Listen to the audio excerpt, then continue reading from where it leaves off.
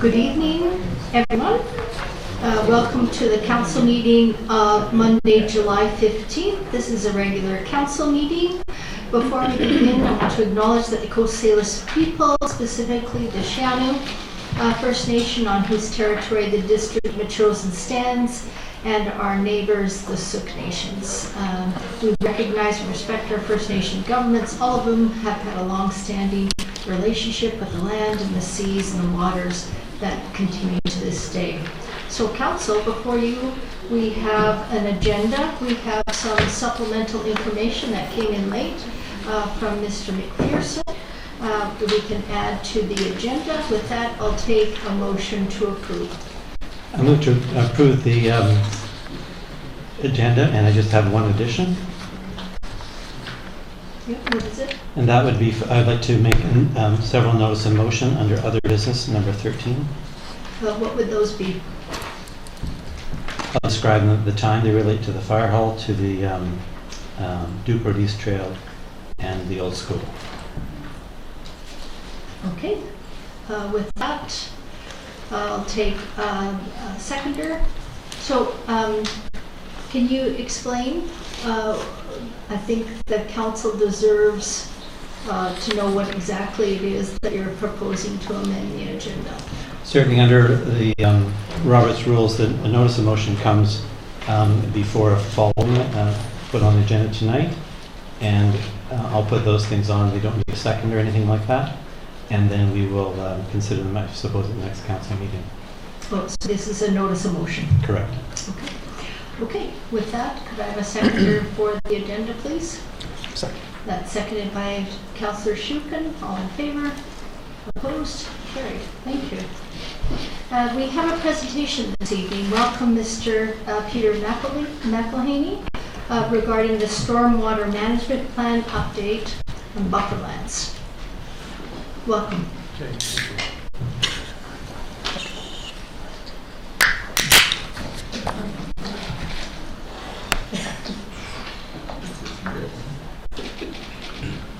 Mayor and members of council, thank you very much for inviting us here to give you an overview of the status of where we are on the stormwater management plan, and we're going to talk specifically tonight about the pond as well that will go on the Metchosin bufferlands. Everybody hear me okay? No. Oh, is there? It's on. Just yell. Just speak. Just yell? Okay, I'll do my best here. How's that? So first, what I wanted to do was just give you an update on where we are with the stormwater management plan itself. We have submitted a revised stormwater management plan, and this was because of comments we actually received from the district of Metchosin asking us to revisit particularly the pond, which will go on the Metchosin lands, to see if there was a way that the pond could be shrunk down in size, where it would be located. So we took those questions and we went to work on it and did come up with a revised plan. So just in general, the revised stormwater management plan, which has now been submitted for review and approval, still does satisfy all of the stormwater bylaws for both Metchosin and for the city of Langford. The big change that we were able to make to reduce the size of the pond was to take the storage that's required for the houses and put that storage right on the lots. The previous design had the storage for the houses going into the stormwater detention pond, so we took that out of there put it back on the houses. This means that the detention pond that's going in will actually accept storage only for the roads. It will not accept any storage for the houses, which gives us quite a dramatic change. We still have the requirement that Metchosin had asked for, and that was for climate change. All of the climate change parameters that we had in the previous plan, we transferred into the new plan. And we also have in that, again, request from Metchosin to have slow release from the pond into Metchosin Creek so that it would get enhanced flows during periods of dry weather like we have right now.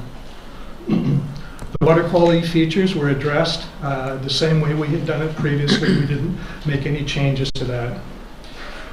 Colquitt's Engineering, which is an independent engineering firm, have gone through the revised stormwater management plan that I'm just referring to. They've come up with one question. We just got their report last week, and we are addressing that. It's not a major question. It's a clarification on one of the catchment areas, which we will be able to answer within this week. So I'm just wondering, I'm going to start to refer to this plan, and maybe what I can do is, if I can work from over there, if I can yell loud enough, it might be easier for me to point to everything as I'm going through. Does that work for everybody? Mm-hmm. Sure, okay.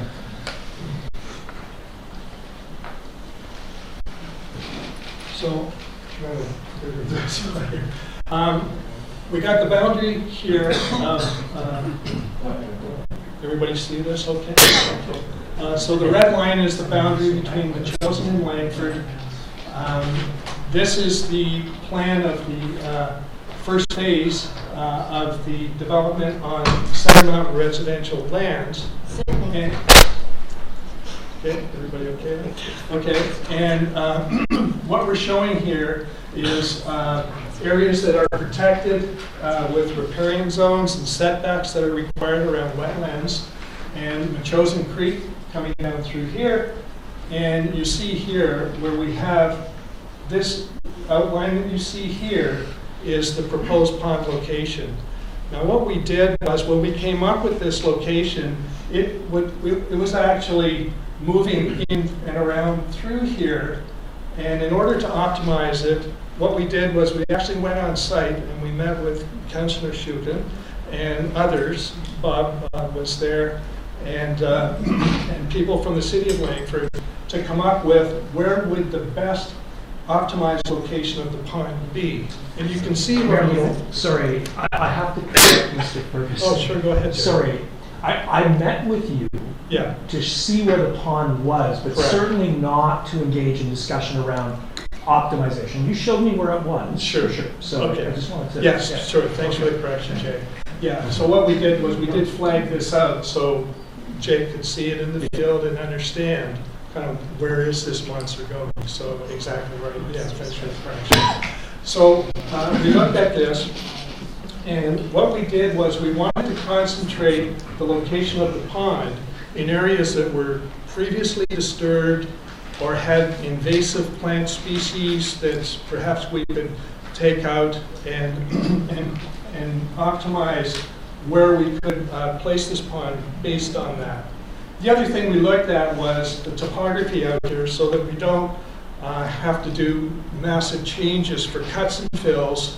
How will this fit into the topography? Because at the end of it, we want the pond to look like it was meant to be there. It's not like this is going to look like a tailings pond that you have for a mine site. We want this to grow back to its natural state, to look like this pond had always been there. So that was our intent. With the reductions that I talked about, by putting the only the road drainage into the lot, the actual size of the pond was reduced by 82% from the original proposal that we had. So in order to do that and actually shrink the footprint of the pond, we looked at making it deeper by 0.5 meter. So by making it slightly deeper and just putting the road drainage in, the pond shrunk again in size. Our intent was to try to make it as small as we possibly could. The total volume that we had in our original design, with all of the lot drainage and all of the road drainage, went into the pond was 17,000 cubic meters. This design is 3,575. So you can understand, excuse me, you can understand the massive reduction that we were able to achieve by actually putting and you can see these green blocks here are actually the tanks that would go on each lot. The pond itself will still have low flow channels, and we set this up with a design. Could I get the cross section? Oh.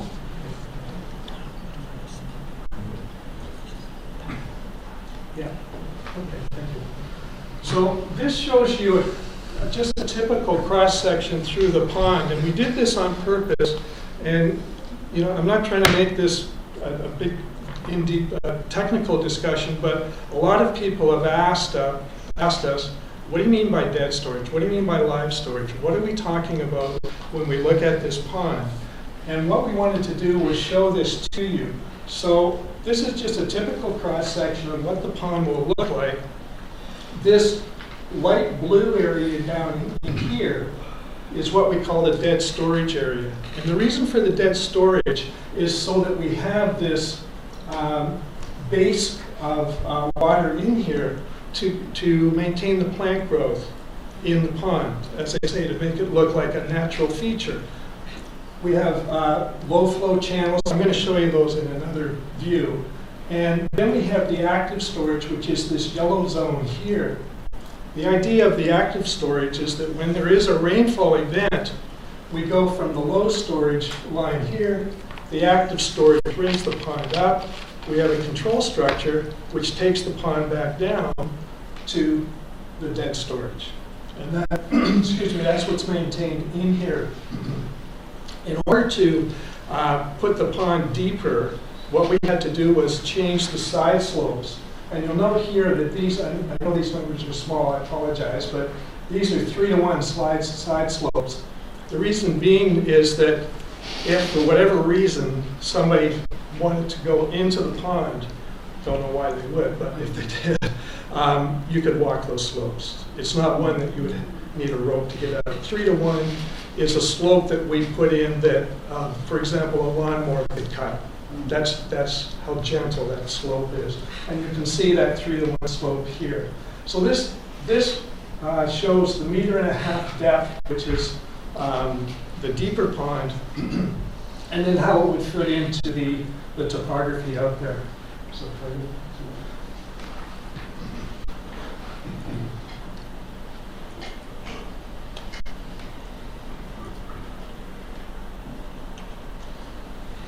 So So these lines represent the low flow channels that we saw in there, and this represents the edge of that 3-to-1 slope.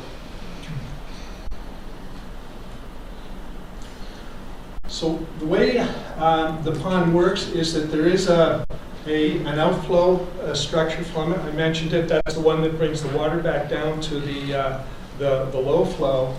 And then this discharge is this greenish line coming out here, going into Metchosin Creek, which is right here.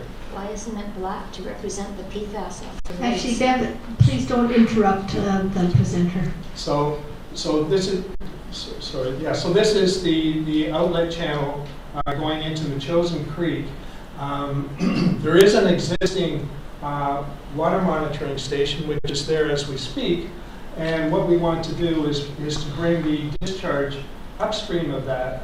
Therefore, the monitoring station will give us the readings and the flows, not only coming down through the base flow, but also with the flow coming out of the pond. So one of the things that happens with the pond is that discharge, there will be an outlet from the storm system here, which will come into the pond.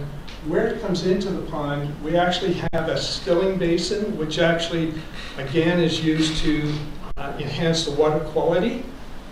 It's a stilling basin that will be at what we call the forebay of the pond.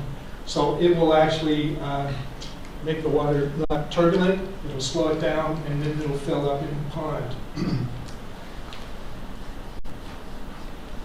The other thing that you see on this is that there is a maintenance road which goes out here to Neal Road, and this actually goes on the existing gravel road that currently goes in to the site. So we're not building a new road here.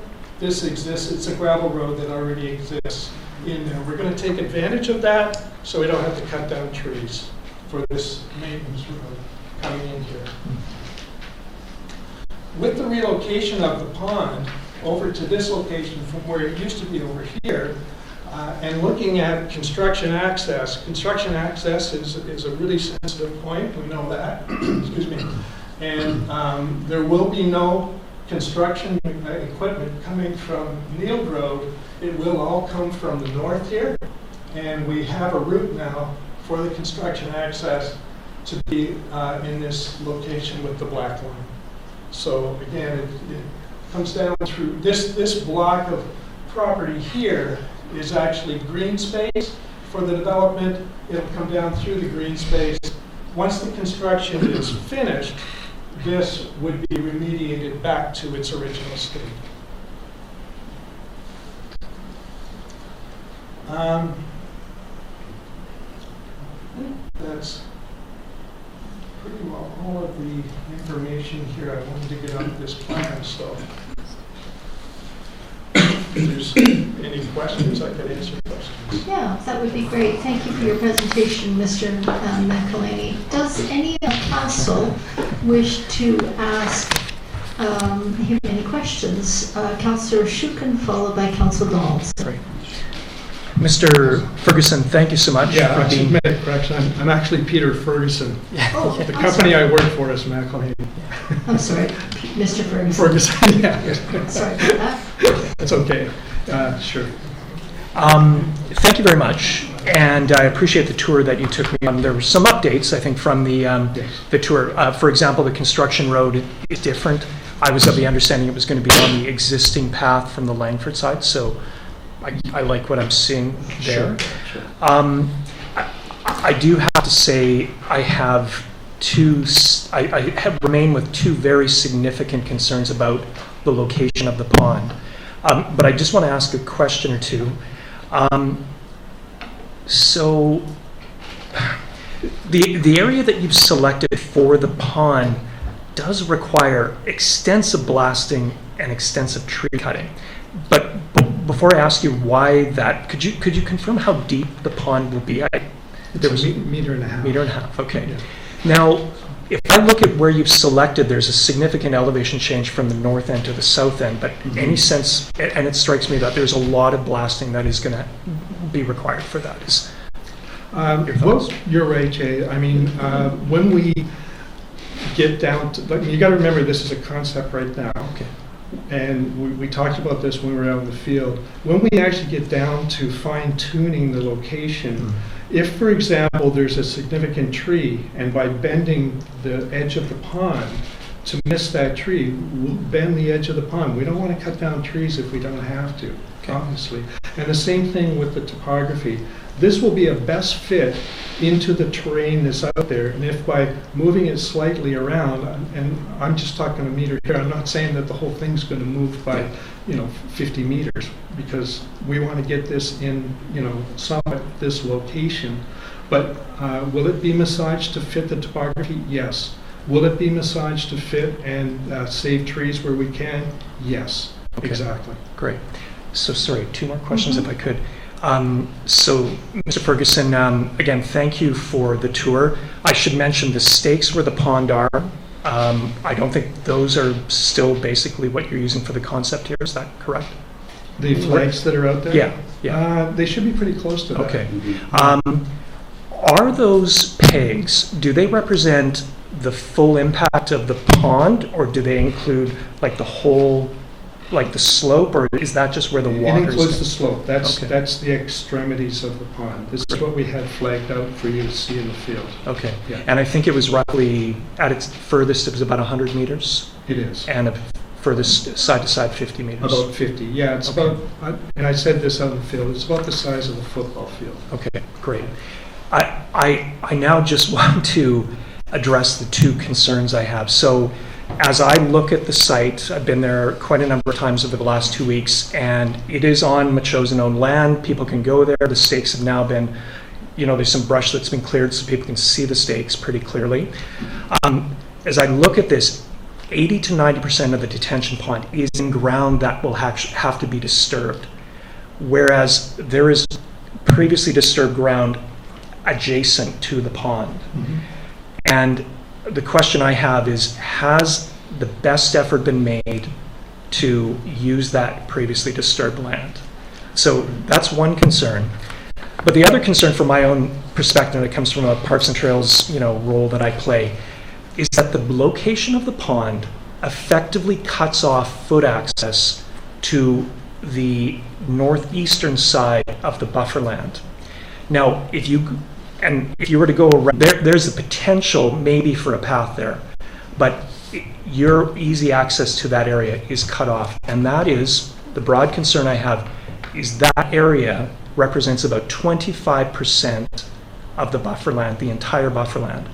What's interesting with that is there is ready access on the Langford side to the bufferland.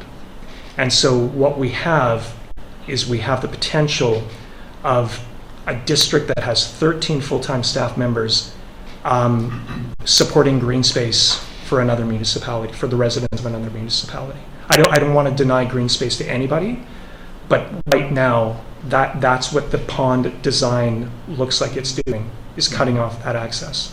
So I want to relay that concern. So. Sure. Can I address? Yeah. The location that you see here now, Jay, was, and the topography and the information we had was actually from a ground survey. Yeah. So we feel that we've optimized this with respect to cuts and fills. And again, I'll say, could it be optimized further in the final stages of the design? Absolutely, it will be. The area you talked about to the north, which is, I'm just going to go plan again if I could. All of these lots, all the way along here and on, will have a fence. Okay. So there will be a fence, and the owner verified that with me just before this meeting, because it was a statement that was made when we all met on site one day, and we did verify that. So there will be a fence all the way along, all the way up. Will there be gates? Yeah. Will it be electrocuted? So this fence is going in, and the owner has confirmed that and actually made that statement to everybody in the field. Okay, so again, access won't be as readily available to folks.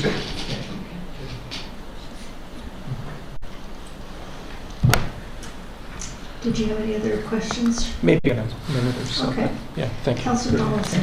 Well, thank you, and thank you, Councillor Shukin, for those questions as well, because when we walked it, I was a bit concerned that the elevation is quite a bit higher than the disturbed area. So it'll be interesting to see how that works out. I do recall the fence being mentioned. Is it going to be all the way along, or just in that particular area where the pond is? Is No. it going to go all the way? All the way. Okay.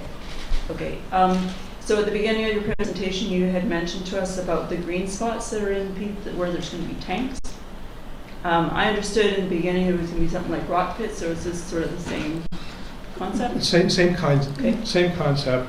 We usually allow homeowners to put in either a rock pit or a tank. They serve the same purpose, and they must satisfy the same performance requirement.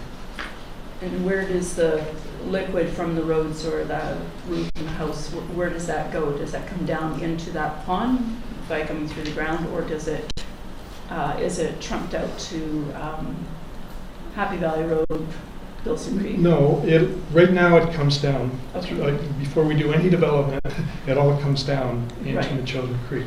In the future, it all still comes down to Metchosin Creek.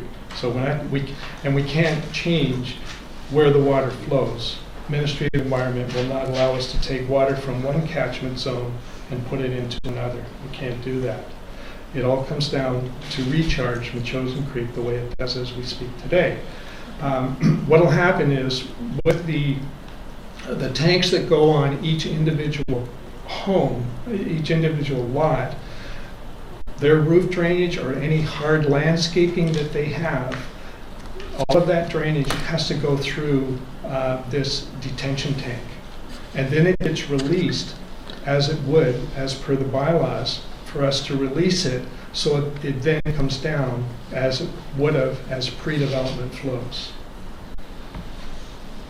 Did I answer it? When I think of tank, I think of just a barrel, so it's hard to imagine how it's... It is like a barrel. Okay, it comes out the bottom. And then you open the spigot in the bottom, and it drains back down, and the spigot in the bottom is what is the release rate. It's a good analogy, I like it, that's great. Thank you. Any Okay. other questions, Councillor Donaldson? No, Not right now? No, thank you. Okay. Anybody else wish to make, I'll just make a comment. When I walked the bufferland, Mr. Ferguson, it seemed to me that rather than, I'm not an engineer, mind you, I will profess, instead of cutting down the trees to make way for the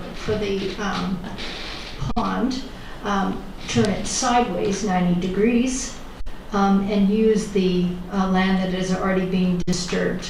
It would require more blasting. Have you thought about that? Sure. Yeah. Yeah, one of the things I should have mentioned here is a great question too. All of these pinkish zones that you see here are steep slopes. Okay, so this shows where we would have to do major changes to the topography to push the pond into this area that's steeper. And so you can see that the green represents the areas where it'll work without having to make major changes to topography. And that's why you see it sitting here. Can it slide slightly this way? Yes, it could slide slightly this way. Can it turn a bit this way? Yes, it can turn a bit this way. And this is my point when I answered Councillor Shukin's question. If there's a major tree sitting right here, would we take it and move it around that tree? Yes, we would. So this is why we want the flexibility, but what we've done is we've identified where there are severe topographical features. So again, this is all based on a ground survey, not just from an aerial photo. Okay, thank you for that. And the other question that I have is, will the pond be fenced? And also, will there be planting of non-invasive native species around the pond? Absolutely, there'll be planting to go in there. Fencing, we've got to look at public safety as well. So, I don't know. Well, I think as it stands right now, we're planning on fencing it Yeah. unless we were told to treat it otherwise.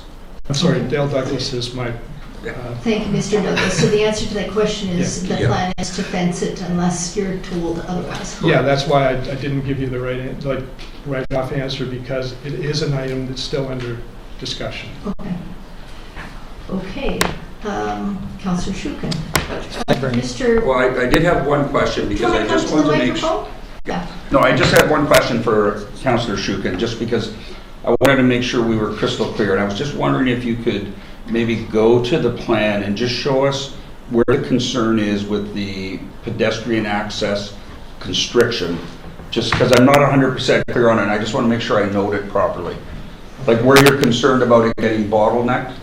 Is it right at the top of the pond? Yeah, the trail goes along something like this right now, Mm-hmm. and it crosses here, and then continues, along here somewhere. So right now, you run into the pond right here. The access here is not only covered by, it will be moist area in the winter, but it's also steep slopes as well, as you can see here. there maybe is an opportunity to reroute a trail up here, but as you point out, you have very steep slopes up here. Right, you'd have to find a contour to work Yeah, with. yeah, exactly. Okay. No, I just want to make sure we were clear on it, so when Yeah. Peter and I go back and start to discuss this, Yeah. that I... Thank you. Thanks, Dale. Thank you. Thank you. Go ahead, Councillor Shukin. Okay. Mayor Little, through you. Mr. Ferguson, thank you very much for being here tonight and presenting, and it's great to see the schematic and some new information about where the outflows are going to be and where the inflows are going to be. Sure. I remain left with deep skepticism about the ability of using previously impacted land. One of the things I have to point out is that the story of development in Langford is so often about changing the topography by drilling and blasting, and we're seeing that on Center Mountain as well. So I believe that there are still opportunities to use some of the steeper slopes to the north and avoid what is again going to be blasting and drilling in the treed area. And Mayor Little, I want to make a motion to encourage and to get some action on this. And so I would like to make a motion that the CAO and the district not approve any stormwater infrastructure on the bufferland until such time as council has assurances that opportunities and options to utilize previously disturbed areas have been fully tested with a Metchosin retained expert. And secondly, and that a pedestrian access route be confirmed in relation to the pond. So moved.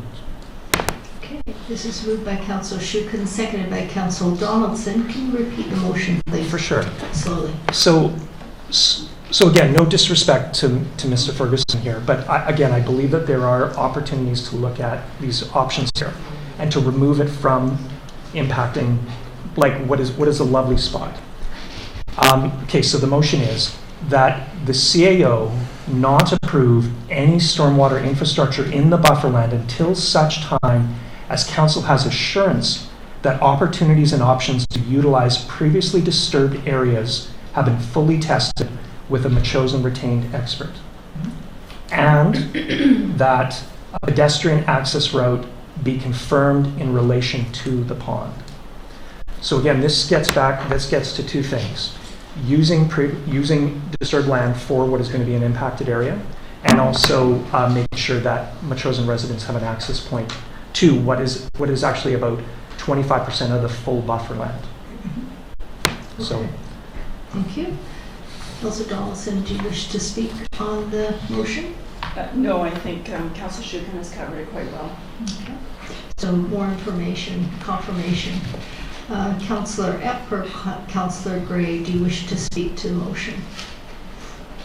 Well, I just actually thought that Mr. Ferguson covered a bit of that. He did say that they had tried to find the area that would cause the least disturbance, and from the topography map there, it looks like there aren't a whole lot of options without more blasting than they already need. Okay. Councillor Gray, do you wish to speak? Yes, I'm just wondering, through the chair, if Councillor Shukin could show us the area where we've got the less disturbance. It's to the left on the map? You know, it is really hard to see on this map. And again, I invite anyone to come walking. But if you're going through the trail here, this has all been dug out. It says it's steep, but there are parts of it that are steep, but parts of it that are certainly accessible by foot in this area here. And again, whether the pond can be pushed up and a pedestrian road be moved that way, or some of it can be moved, further this way. So, Councillor Shukin, can you show us where the monitoring station is? I believe it's really hard to see. It's actually labeled there, Councillor Shukin. Of course. Thank you. Yeah. Is this the monitoring Yeah, right station? there. Yeah. I would point out the blue area to the west there, we can't move the pond into that area. That's part of the riparian area setback, so we're as tight to that as we can be to the west. Perhaps I could show Mr. Councillor Shukin, where this path is here.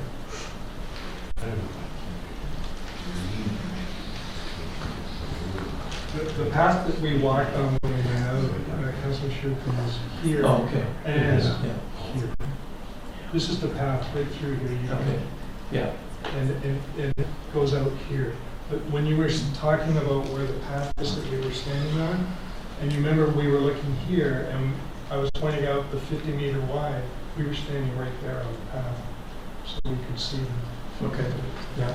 Okay, so it doesn't go up here, the path is actually there. Okay. And again, yeah, thank you for reorienting. Yeah. But all of this area here is disturbed area.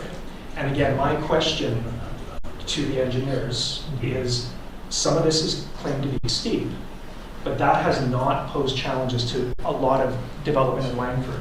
And I would ask that some consideration be used. And that area is, to my mind, so much is disturbed already. So, But your point's well made. I mean, just think of, just in concept, if we were to push this over here and butt it against the side of that, we'll do that. yeah. I mean, why not? I mean, we're not trying to blow up more rock Yeah. or take out more material. Yeah. So if by moving this, and this was my point, that if we move this over and catch a contour in here that actually enhances this and pushes this, well, that's what you're going to see. Okay, so this is not right to the centimeter of where this boundary is.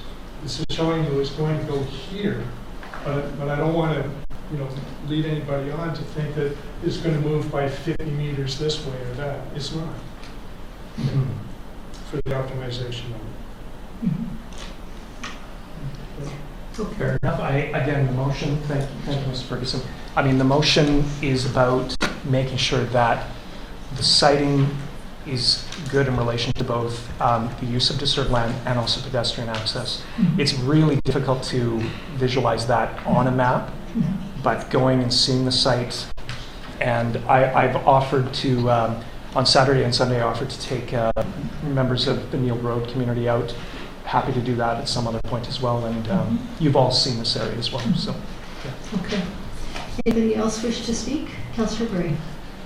Yeah, I'll just offer that I'm not completely sure, what kind of expert would assist us here, whether it's a hydrologist or an engineer in that way, or who. We had hired Colquitt's Engineering previously to look things over, but we do have the potentially the opportunity to talk to the provincial government experts. So the CEO may or may not, Mr. Pyatt may or may not be in touch with them already about the Beckingham development, and they work on riparian areas, wetland protections, stormwater management, and there's a group who are offering to help us with those issues as they arise, and maybe there's a role here for them. But I don't know if you're thinking of a specific expert or those kinds of folks. That would be work with Mr. Ferguson, I expect, as opposed to with us. Councillor Donaldson. Yes, I spoke with Mr. Patrick Lucy last Friday to speak with him again this morning, but both he and I did make a connection. So he is one person that knows this property quite well, and he was very interested to learn a little bit more. Actually,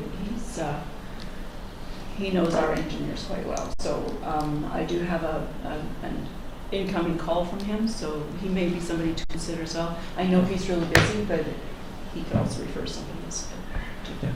So. And we do have the budget for that as well. Yeah. Okay. Just Councillor Shukin and Councillor Gray. yeah. To me, the assignment in a way is to make use of disturbed land, and that is the priority for the planning. So I'm compelled by the fact that there's disturbed land adjacent to the pond that's not being used, and a significant, I would say 80 to 90% is new land where the pond is supposed to go. So it's maximizing that area. Yeah. Okay. Councillor Gray. Well, just later in our agenda, we'll see some notes from the Parks and Trail Advisory Subcommittee where there's mention of a bufferland stormwater detention pond open house in September, but also the policy we have in place about referrals to PTASC, MEASC, and the Ag Committee around stormwater issues. I think we need to be sensitive to the developers here in terms of the time. And I think from my perspective, if we proceed with this motion, then we maybe aren't as essential to have these reviews by the committees. MEASC, our last review really was to say we need professional assistance here. If we're doing it now, I think that we don't necessarily need to send it back to the other committees, or at least to MEASC. Anybody else? Peter, go ahead. I just wanted to make a comment that the location that you see here was actually reviewed by our environmental consultant, Corbett. So they are part of coming up with the impact of where the pond is going to be located with respect to invasive plants, disturbed areas, non-disturbed areas. So they're very much part of our team, and they were on site when Councillor Shukin was there. So we will be using advice from Corbett for them. Okay. Any other comments on this? Mr. Pyatt, would you like to comment?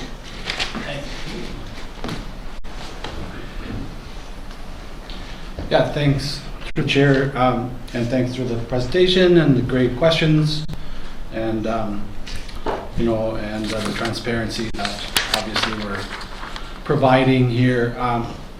So our new engineering consultant, Westbrook, has a surveying component as well, and I'm not sure if that would be appropriate, but we already have an engineering company that can maybe provide this third-party review or peer review, if that would be suitable for council as we move towards final approval. Okay. Thanks. That's great. Thank you. Okay, seeing no other questions, I'm going to call the question. All in favor? Those opposed? Councillor Gray and Councillor Eck opposed. Motion carries. I was in favor. I'm sorry? I'm in favor. I'm sorry. I'm sorry. Excuse me, I voted in favor as well. Okay, so the motion carries unanimously. Are there any other questions for our guests? Just if you could stick around for a small part of the public participation, that would be great. Sure. For 15 minutes or so. Thank you. And any other questions from council to our guests? Seeing none, I'd like to thank you. Thank you for your transparency and for your presentation. Go I'm ahead. super sorry. That's okay. I have one question. Yeah, go ahead. It's probably not an easy one, but through you, Mayor Little. There was talk about creating the goal is an engineered wetland. And if more steps were taken to create that, I wonder if there's an opportunity to not be separate from the existing riparian area, but join and be part of the enhancement of that. That's a deeper question, but there's been some discussion over the last few days on that, and we wondered if that was maybe a possibility. Yeah, it's, and we've actually brought that up. Come to the microphone, please. Sorry. Yes, Councillor Shukin, we have brought that up with our environmental consultant to understand if we were to do that, would it be deemed as an enhancement or more riparian area? Unfortunately, no, it's man-made, and it doesn't count. So we can't do that. But one of the things we are doing, and this was, and maybe I wasn't clear enough on the dead storage is actually meant to be a wetland area. Yeah. So that will maintain that moisture in there at that depth. And this is the intent of that, so that it will promote growth of non-invasive plant species in there. So we will be putting in native grasses, native shrubs in that area. And that was my comment about, this is going to look like it was there. We don't want it to look like, a swimming pool that you've got hard lines on. It's not like that. Yeah. There will be, growth over it. It will look like it's, a little lagoon in there, and that's our intent. Okay. Councillor Gray. And then I might just add and comment that that was my reason for mentioning the provincial experts who might help with this. They're the ones who make the determinations on the riparian area and the impact and that kind of thing. So if we brought them in, that might be a help, not necessarily to contradict Corvidae, but rather to be sure that we've done what we can. Thanks a lot, through the chair, for the presentation. That was very clear. Thank you very much. Okay, with that, we'll move on with public participation. At this moment, if you're interested in having comments, you can come to the microphone, state your name and your street. Council cannot receive any more information regarding the public hearing. Well, that was at 6 o'clock tonight. So any comments tonight is anything else but the public hearing. We'll also start with Nicole Shukin, because she wanted to ask a question of the presenters. Thank you. Thanks. Thank you, Nicole Shukin, Lombardy Road resident. Yeah, just while the image is up on the screen there, thank you for the presentation. I noticed just three things. Number one, it looks like the maintenance road is going to cross the creek. So there will be a bridge crossing the creek? Or some bridge construction, I'm guessing? Yeah. There actually is currently a culvert there Okay. on the maintenance road. Actually, I was part of putting that culvert in. Okay, gotcha. With Mr. Mozalenko. Okay. So that is there, and that culvert that was put in was actually approved by MOE. Okay, thank you. And I have to respectfully disagree with your comment that the pond is on currently disturbed area where there's invasive species. I, like many others, did walk and follow the pegs, and maybe 15-20% of the pond is on disturbed area, but the rest is on a beautiful, intact, integral arbutus, woodland. And there's orchids there. There are wonderful species of orchid. That whole area is undisturbed currently. So about 80 to 85% of the existing pond, at least in this schematic, would disturb undisturbed land. And I think what Councillor Shukin is suggesting is that disturbed strip that runs all the way up along the steep slope to the north there could perhaps function as a much more linear, even maybe cascading stormwater system. I see that steepness isn't an issue with the construction road. So the fact that you're going to be using the really steep topography to build the pond, I wonder if that road, that construction road, could be the future maintenance road as well, so that we don't have maintenance going through the Metchosin buffer. Just my thoughts. Okay. Go ahead, Mr. Ferguson. Just to respond to that. Yeah. The idea of not having the maintenance road coming down was again so that it would not provide an access from the Langford lands down into the pond, into the pond area.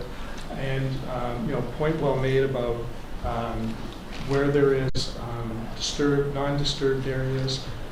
Again, this is where we rely on our environmental consultant to help us with that, and we will be looking at how we can minimize any kind of impact to any trees that we can save. Absolutely, we will be doing that. Okay. Thank you. Thank you. Commenting with some questions here, and I apologize, I've tracked this, but I've not read the actual plan in detail, so I do have a couple of questions. Will the water from the road be piped or in a ditch to the pond? And will it be on the surface, or will blasting be required? Go ahead. Thank you. Through the mayor. The discharge that will come from the north will actually come down first in a pipe system. If I could go up to the plan again.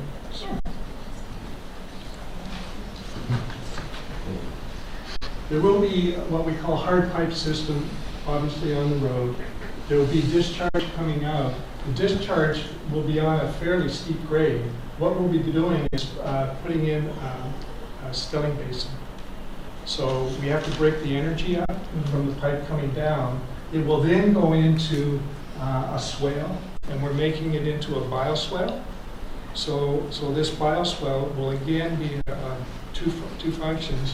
One is to slow the flow down before it comes into the pond, and the other is to act as water quality enhancement as well. It will be open.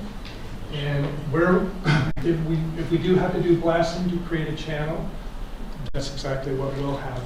But if not, we will work with the contours to do that. The idea of this road coming down through here, and what's not clear perhaps on this sketch is that what we've done is we've caught a contour line. So we're actually coming down a side slope. So we're going to build on that side slope coming down. Okay. So although we're in the pink zone here, we're actually down one contour line here, and then we cut down through a bit of it here to come down. But Sorry, am I being timed? Because I do have a few more questions I'd like to get through. Yeah, that's fine. So in that, are you going to develop a detailed plan and profile drawing of that hillside that's going to show that blasting? Okay, perfect. Will Metchosin Council see it before it's tabled as the proposal to Langford? The pond design has to be approved by the District of Metchosin. Before it goes to Langford? Well, they're going to both. Okay. I think that was one of my questions in terms of process. I was a bit surprised to hear that this has gone forward, and we're still having discussion about disturbance of trees and use of disturbance areas. So that's where I'm a little confused on the design methodology here. Sure. That's the point we're at in our design.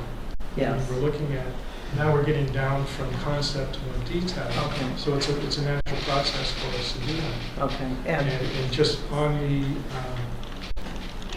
approvals, we will be making submissions to both Langford and to the District of Metchosin, which will include detail of the pond, detail of the outlet structure, detail of the access road, detail of the maintenance road.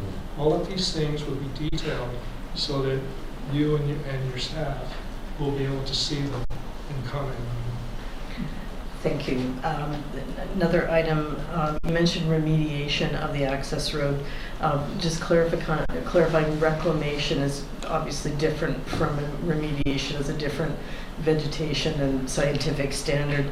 Have you defined the level of reclamation that you'll be using, removing any gravel base down, replanting the seed mix, the native vegetation mix, and size of vegetation? If you're looking at 1 gallons, the tree and shrub mix, is there a plan for that? Yeah, what we have to do is we have to take it back to existing.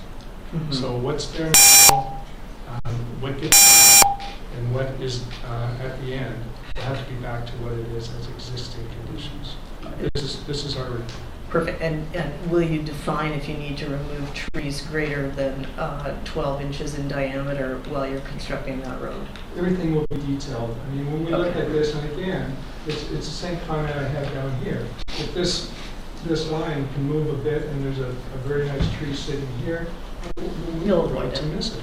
Yeah, we don't want to hit the tree. Perfect. One of my last questions, the design discharge on all those lots up above, will there be mandatory designs which homeowners must comply with? So every homeowner gets the stormwater management design they must install with their bill, as opposed to leaving it up to a civil designer or something? No, not at all. Okay. They won't get a building permit without it, and it has to be signed off by an engineer. And will they all be the same, or will we see Well, 35 different? Each one will be specific for the Their design site of the grade. house that's going in there. Perfect. If somebody has a big, large roof area, it'd be very different from somebody who has a smaller roof area. Yep. But the intent and the performance is the same. Perfect. Good. Thank you so much. Appreciate it. Dale? I was just going to add just a couple quick things. So with the new construction routing down into the pond area, which is coming through the Langford green space, we'll be working closely with Langford Parks on that remediation. And as far as that continuing to be the maintenance road, where it goes into the lots there, in that area there, the walls are in the sort of 10 to 12 meter range there. I mean, those lots are way up in the air. That construction road is actually going to angle across the lots in order for us to construct. And then when they work their way back out, they're going to start to build those lots up. When that work's finished, they'll have to put the walls in. Because that entire section along there, it's quite a drop off. The walls are going to be very significant. Okay. Excellent. Okay. Mr. Simpson, go Oh, ahead. thank you. Richard Simpson, Boulder Path Road, just off of Neil. And thank you for the presentation. Just from the beginning of your presentation, I just asked the question that you were able to sharpen your pencil and manage all of the homeowners runoff. Why couldn't you have gone the extra 20% and handled all the road runoff within the development site?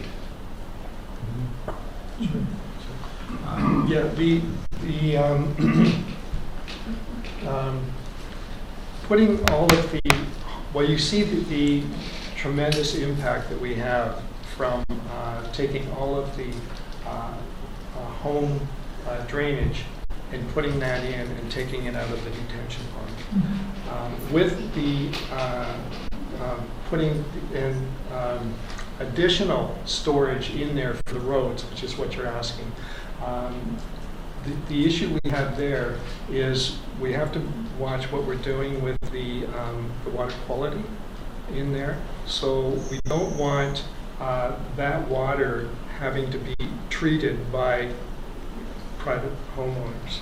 We want to have it so that we can manage that. And this is why we want to have the road drainage as under our control. Well, I'm sorry, our control, under the city's control, and not under the control of the private homeowners. So this then brought us down to how small can we get the pond, and that's why we did it this way.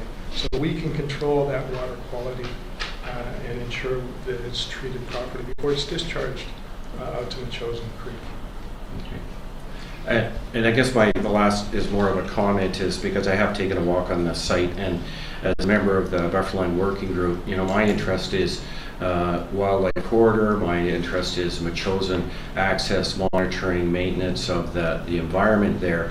And I see this as an engineering solution, but I don't see it as a solution that includes access. I mean, when I walked that path and realized that when the pond's built, I'll be walking through a pond. So how do I access, when I look at the purple or pink areas on that map, they're too steep for anybody to walk along. So how do you get from the left to the right, or the north to the south, within those access? Like what will essentially be created is a green space for Langford to the right of the pond, and it's going to be extremely difficult for Metchosin residents to make sure that part of the bufferland is taken care of. So, I mean, I want to be part of a bufferland group that looks after the environment, and I see a big blue pond there that's going to cause some difficulties for us. But I appreciate the presentation, and I just think it's incomplete. Thank you. Thank you.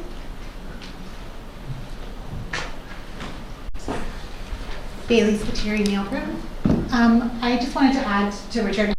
Out of just curiosity mostly, has the developer or it been considered to place the pond on the Langford property? I mean, just because there is the ability to put it on the bufferlands doesn't mean we have to. Like, has it been looked at? Maybe it's even financially more viable if you don't have to blast a bunch of stuff and you can place it somewhere that's behind the properties. Great I idea. don't. Good question. Absolutely. Excuse me. Absolutely. The idea of putting the pond on the Center Mountain residential property has been investigated. The issue we have with doing that is that if you put the pond on in the green space, it can't be deemed as parkland. So what happens is when you take that area, excuse me, and put all of that on the residential property, it now means that then you're losing green space. For a few lots. So, and you're losing lots. That's right. Yeah. Yeah, I mean, the covenant allows us to put the pond and Give it to him. Mayor Little, point of order. I wonder if we can ask certain audience members to stop making comments while Mr. Ferguson makes his answer. Yeah, or actually, provides his please answer. don't make any comments to each other or to Mr. Ferguson while he's speaking, please. Thank you. Yeah, so just to reiterate, putting it on the residential green space property does take away from the land that we have to dedicate for parkland, so that is an issue. Again, it cannot be categorized, as I explained to Councillor Shukin, as additional riparian areas. The MOE does not allow man-made features to do that. So this is why we see it where it is. We've optimized it, we've minimized it, we've listened to all your comments, and we've got it as small as we can get it. Okay. Are there any other comments from the public regarding this issue? And then we'll ask them if they can choose to stay or leave, and then we'll go to other questions. Kathy, go ahead. Kathy Appleton, Lavon Road. Thank you for coming and doing this presentation.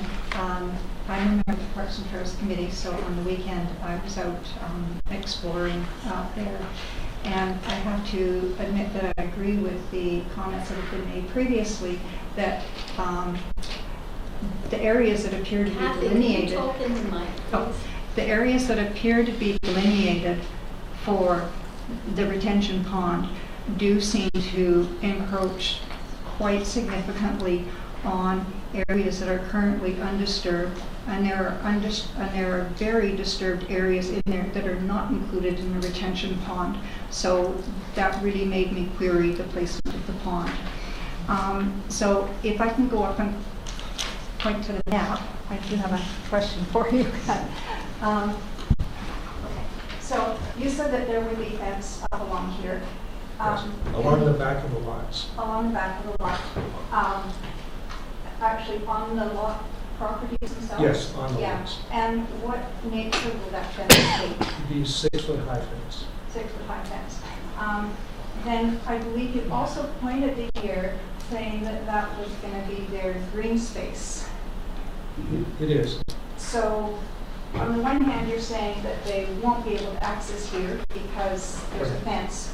And on the other hand, you're saying that this is their recreational green space. So where does that, how do you reconcile that?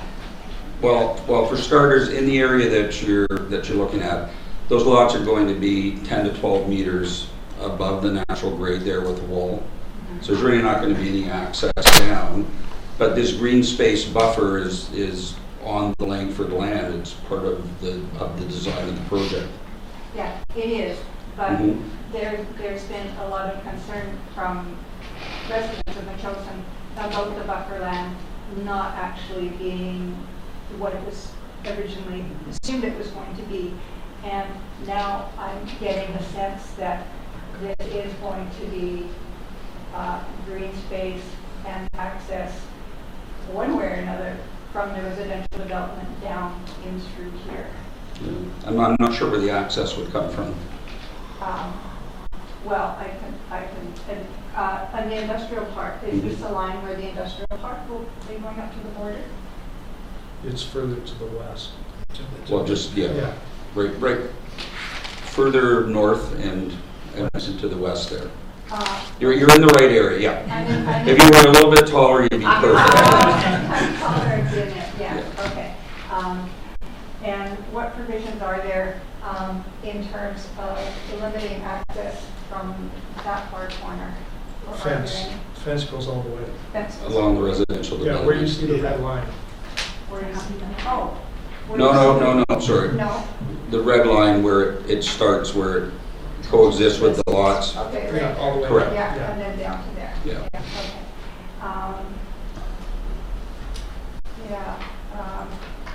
All right, well, it's obviously, it's a very tricky situation that everybody's going to have to navigate here, but I'm also concerned about, you've been making efforts to make the pond smaller.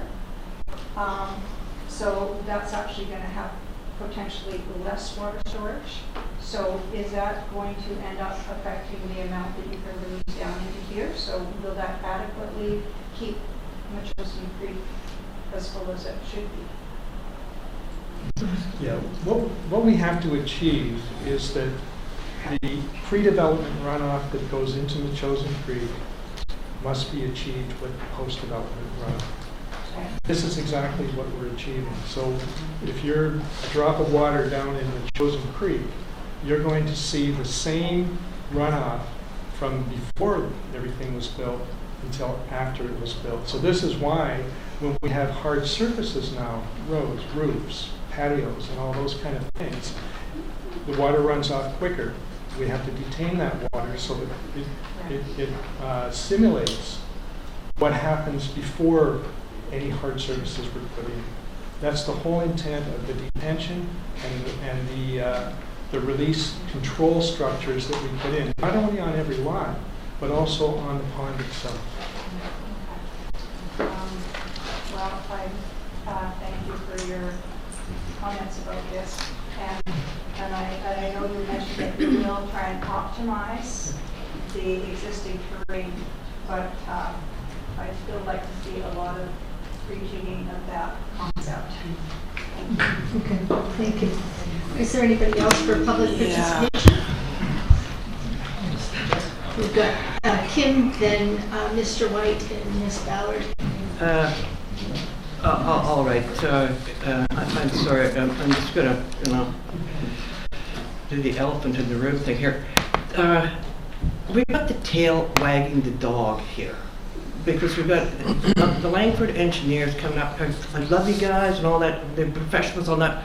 But we have no advocates on our side here. And what is this whole thing about that we Metchosin asked to make the shrink down that pond?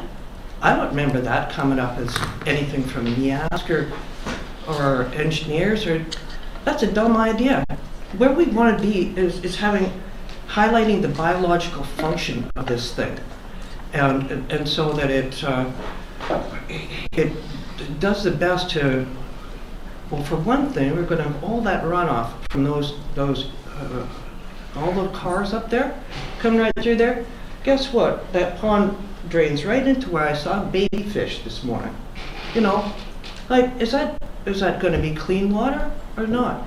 Metchosin should have the end. Oh, actually, no, they should be helping design this. We should not have another. I think that number one, we should have a old-fashioned Metchosin. Have an open house with the people who are going to be affected by the runoff from this thing, to have their say. Metchosinites. Metchosin has gifted this to that developer. We deserve to have the last say. We deserve to have actually the first say on this. We've got new engineering department. We need advocates. And I'm loving hearing what's happening. Actually, I'm not loving it. It disturbs me, because that plan that they've got there, that is not. It's not up to spec. That's not best practices. It's the cheapest thing they can get away with. And I don't know. Maybe they were misled by that smaller was better, but it's not. That doesn't. I've been doing this for 30 years. I know one thing, that you don't blast a huge piece of rock away and make an artificial holding area and expect that to be like natural thing. That's not unless an asteroid come in and hit the earth there and cause a crater. That's not a normal thing. And we need something that performs biological function to try to make sure that the water that's coming off of there is clean. Oh, and then there's a whole bunch of other things which should come up in a public open house, because other people have got concerns. Like, who's going to monitor the water quality? What if the water quality is not up to spec? Who's going to pay for that? How about the water quantity? Same thing. I don't see any plans for that whatsoever. We've got a pig in a poke here, and I would just call a spade because I've been doing this for 2 years. Thank you. Mr. White? Hello, Eric White, 4290 Metchosin Road. I may have lost where a crucial detail a while back, but who is paying to dig this pond? Who's actually footing the bill for it? It's the developers. The developers. Yeah. Okay, so then I agree with lots of the other comments that Metchosin, like, the developers are paying for it, so it needs to go in an absolute ideal location, and they need to blast rock, and good on you guys for choosing an expert and throwing a little money at it so that we get the best thing for us. Thank you. Ms. Ballard?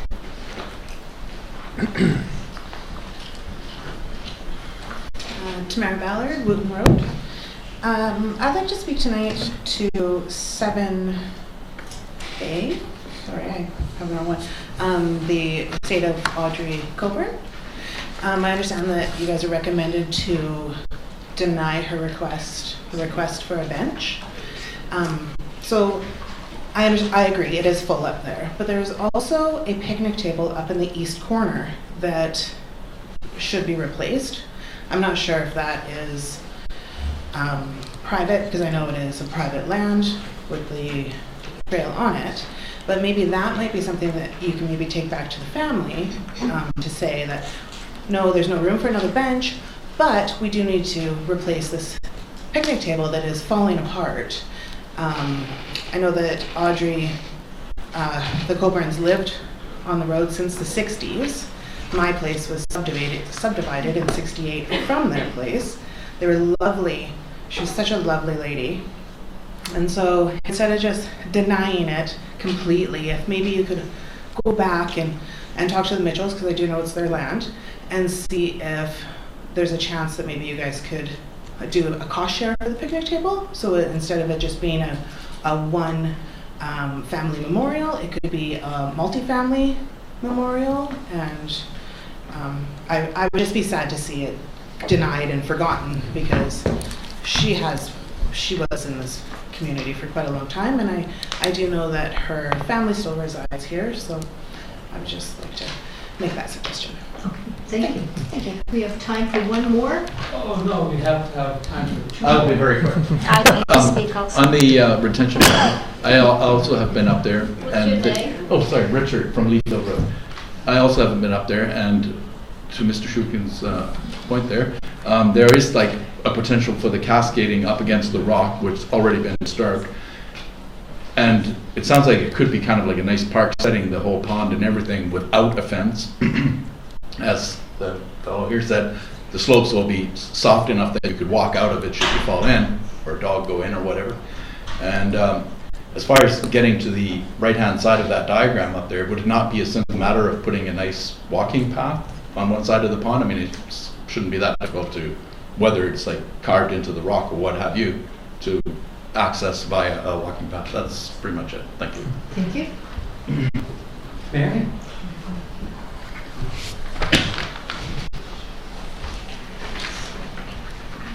Mark Atherton, Lamont Road, and former member of the Parks and Trails Advisory Committee. So I'm here tonight to speak on the respectful workplace policy. I've spoken twice in public participation on this policy, as well as having submitted a formal complaint asserting bullying and humiliation by Mayor and Council and the former interim CAO.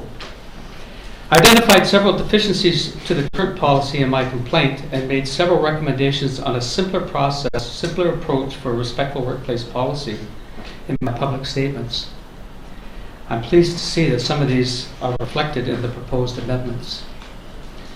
Workplace BC has developed a handbook titled Toward a Respectful Workplace, a handbook on preventing workplace bullying and harassment, and provides a one-page sample policy statement for use by employers to lay out their expectations.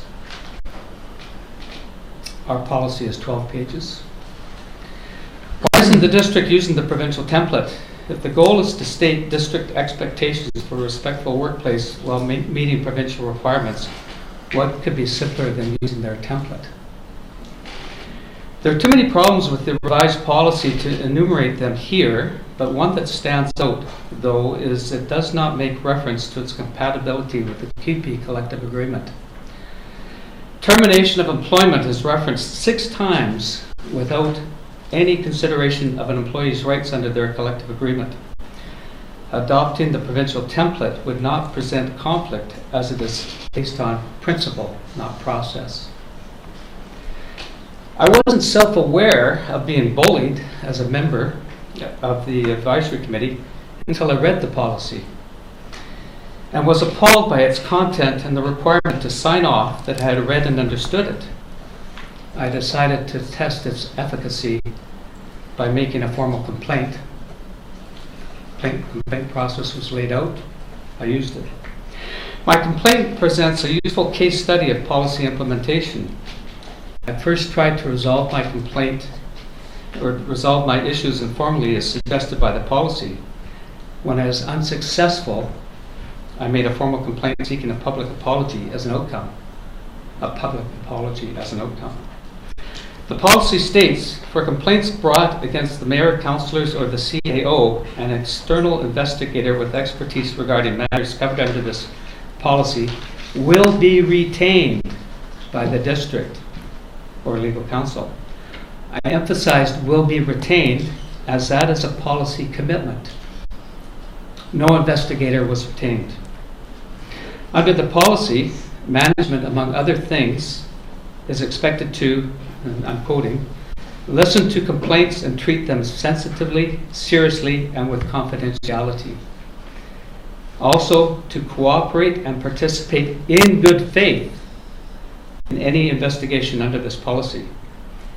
Instead of appointing an investigator, listening or acting in good faith, district management referred my complaint to their legal counsel, who wrote me a letter delivered by registered mail, brushing off my complaint. The process was completely ignored. So why have a detailed policy if you're going to ignore the explicit requirements specified by it? What could be more disrespectful than using a lawyer to intimidate a complainant? I reiterate my recommendation for a simplified policy. If the district had developed policy using the provincial template, I would never have been bullied. No complaint would have been generated. Your time is up. Can you sum up? 2 paragraphs. What are the lessons learned from this case study? District management is not committed to implementing the policy, and a legalistic, process-driven approach to a respectful workplace policy is counterproductive. I provided 20 years of Parks and Trails service to our community. I am still seeking an apology as required in my original complaint. I am also seeking an additional policy for the district's failure to investigate my complaint in good faith. Thank you. Okay. So Chris, you'll be the last speaker this evening. I have no idea. Yeah, you will. Did you want to speak at public participation? Yes. Okay, so you're the last speaker. Okay. Could I direct council to item 8C, please? That's the proposal for the main entrance in Village Square. I haven't had an opportunity to review the staff report, but I was present for the presentation by both Shannon Carmen and Bobby Mitchell. And I'm not going to speak to the potential economics of this. There's a lot of other people in the district that are far more knowledgeable on that level, and council knows what your investment has been so far. But I would like perhaps to ask council to take a step back. And, before you even get into engaging in this in a serious way, there's a huge issue in our corner. It's safety. And this has been a fact for maybe the last 3 or 4 years. you know, that we all know that our day traffic is up by almost 80%, if not more. I am 3 houses down the road from Happy Valley intersection. I have a habit of going to Tony's corner store, usually once a day. I have sat, and not at a real rush time, for 3 or 4 minutes, making a left turn from William Head to Happy Valley. That's not uncommon. Try backing out of the corner store. It's almost suicidal. And the really distressing thing, and I've noticed this on more than one occasion, I have witnessed young children literally darting across the street from the cafe or the little mall to the other side. And if their supervision is not obvious, and another example, and I don't think Frank will apparently mind if I mention this, you may or may not be aware that we had an impact in the crosswalk in 2023. Our long-standing resident was struck, thrown. He was in the crosswalk. And interestingly, the driver of the vehicle that collided with Frank was the father of an RCMP, one of our local ones, and he happened to be in the car too, which is probably really good news. And they got out, they were very concerned. Frank's lying on the road, 15 feet or so the other side of the crosswalk. Typical Frank, as we know. They said, "We're getting you to the hospital now." He said, "It's fine." Well, it wasn't quite that fine. But this whole safety thing is no joke. It's getting worse. I know one time there were consideration years ago, decades, about stop signs or something at the corner. But please, before you go down this road for an enhanced village square, we cannot accommodate the tenants and their patrons right now. Anything happens on a weekend in Metchosin, you folks know this. It's traffic both sides of Happy Valley Road, down William Head, often Metchosin Road as well. So safety first before we do this bit. Okay, thank you. The safety and considerations for mitigating traffic at that intersection will be addressed this fall. Okay, with that, we've ended the public participation part of this meeting. We'll move on to adoption of minutes. So council, if you can turn to page 5. We have the minutes of June 17th, 2024 to be considered. Move adoption. Moved by Councillor Shukin, seconded by Councillor Epp. All in favor? Opposed? Carried. Thank you. And next we have receipt of minutes on page 13. Councillor Epp. This is the minutes from the Healthy Communities Advisory Select Committee meeting. Move receipt. Moved by Councillor Epp, seconded by Councillor Donaldson. Questions? Go ahead. I noticed in the minutes, thanks for that the dark sky policy didn't come forward from Healthy Communities. If there's no objections, you may ask and pick that up with Mr. White. Councillor Epp, can you summarize what the conversation was about? It was basically because he just was unable to provide enough information to satisfy the committee, the questions about exactly what the responsibilities for the committee, for staff, and what was needed to move forward with this proposal. The committee tended to feel that education, as far as the whole dark sky thing, might be just a valuable way to go rather than spending money, and there was definitely going to be staff time. The other thing was there was didn't seem to be anything available on how much this designation and membership would cost us going forward. Like say, they said there's an annual fee, but didn't really say how much the fee is going to be. And these costs are all in US dollars as well. So the $250 that was proposed to spend just simply to be able to put in an application with this organization was going to be 300 and something Canadian. And we just felt that there was just more information needed. Okay, and so Mr. White was going to be bringing more information back to healthy communities? I'm not sure. Okay. He was talking about possibly making a separate group, but I really can't comment on that. Okay. I'd suggest that we leave it in the healthy communities' hands. Perhaps Councillor Epp can have a conversation with the chair of the committee and discuss when this will be bring back to the healthy communities. As I remember, it was a council directive that the dark sky policy that we have be more fulsome, and it was sent to the healthy communities for discussion. There was a number of benefits, as we all noted, to a dark sky policy. Go ahead. Yes, all we really were tasked to do was to come back to council with a proposal.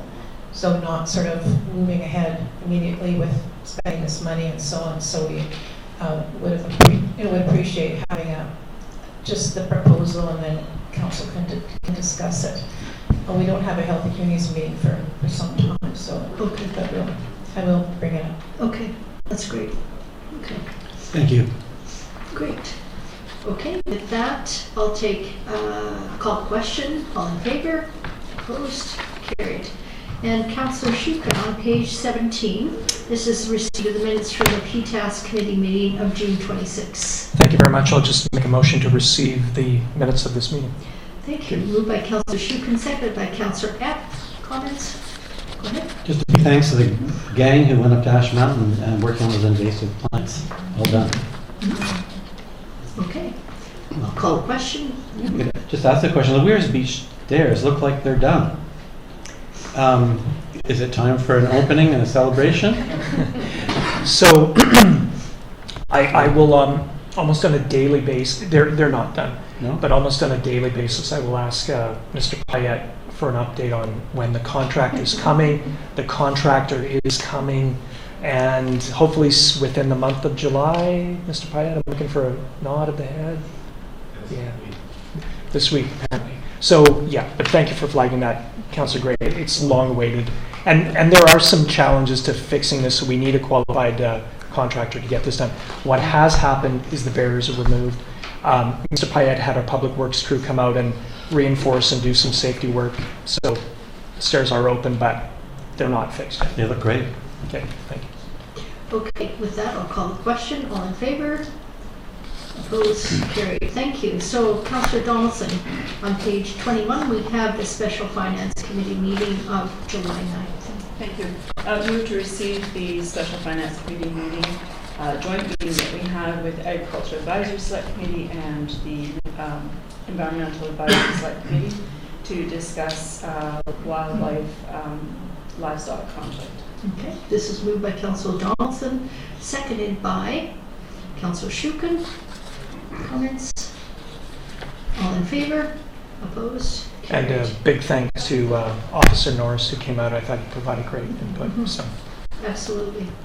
Okay, on page 27, briefly moving on to my mayor's report. On June 21st, I was joined by Councillor Donaldson, Epp and Shukin in the ceremony to raise the pride flag for the second time, for the second consecutive year. This just really symbolizes that we are aligned with other communities throughout BC in gathering to celebrate pride and diversity. This is our commitment towards inclusiveness, safety, tolerance, and an opportunity to raise awareness and to support each other towards this transformational change. And the Victoria Pride Parade was on July 7th. I marched, actually didn't march, I was on the CRD float, and it was really fun, and it was a safe event, hardly any incidents, and thank everybody for coming. It was a great event.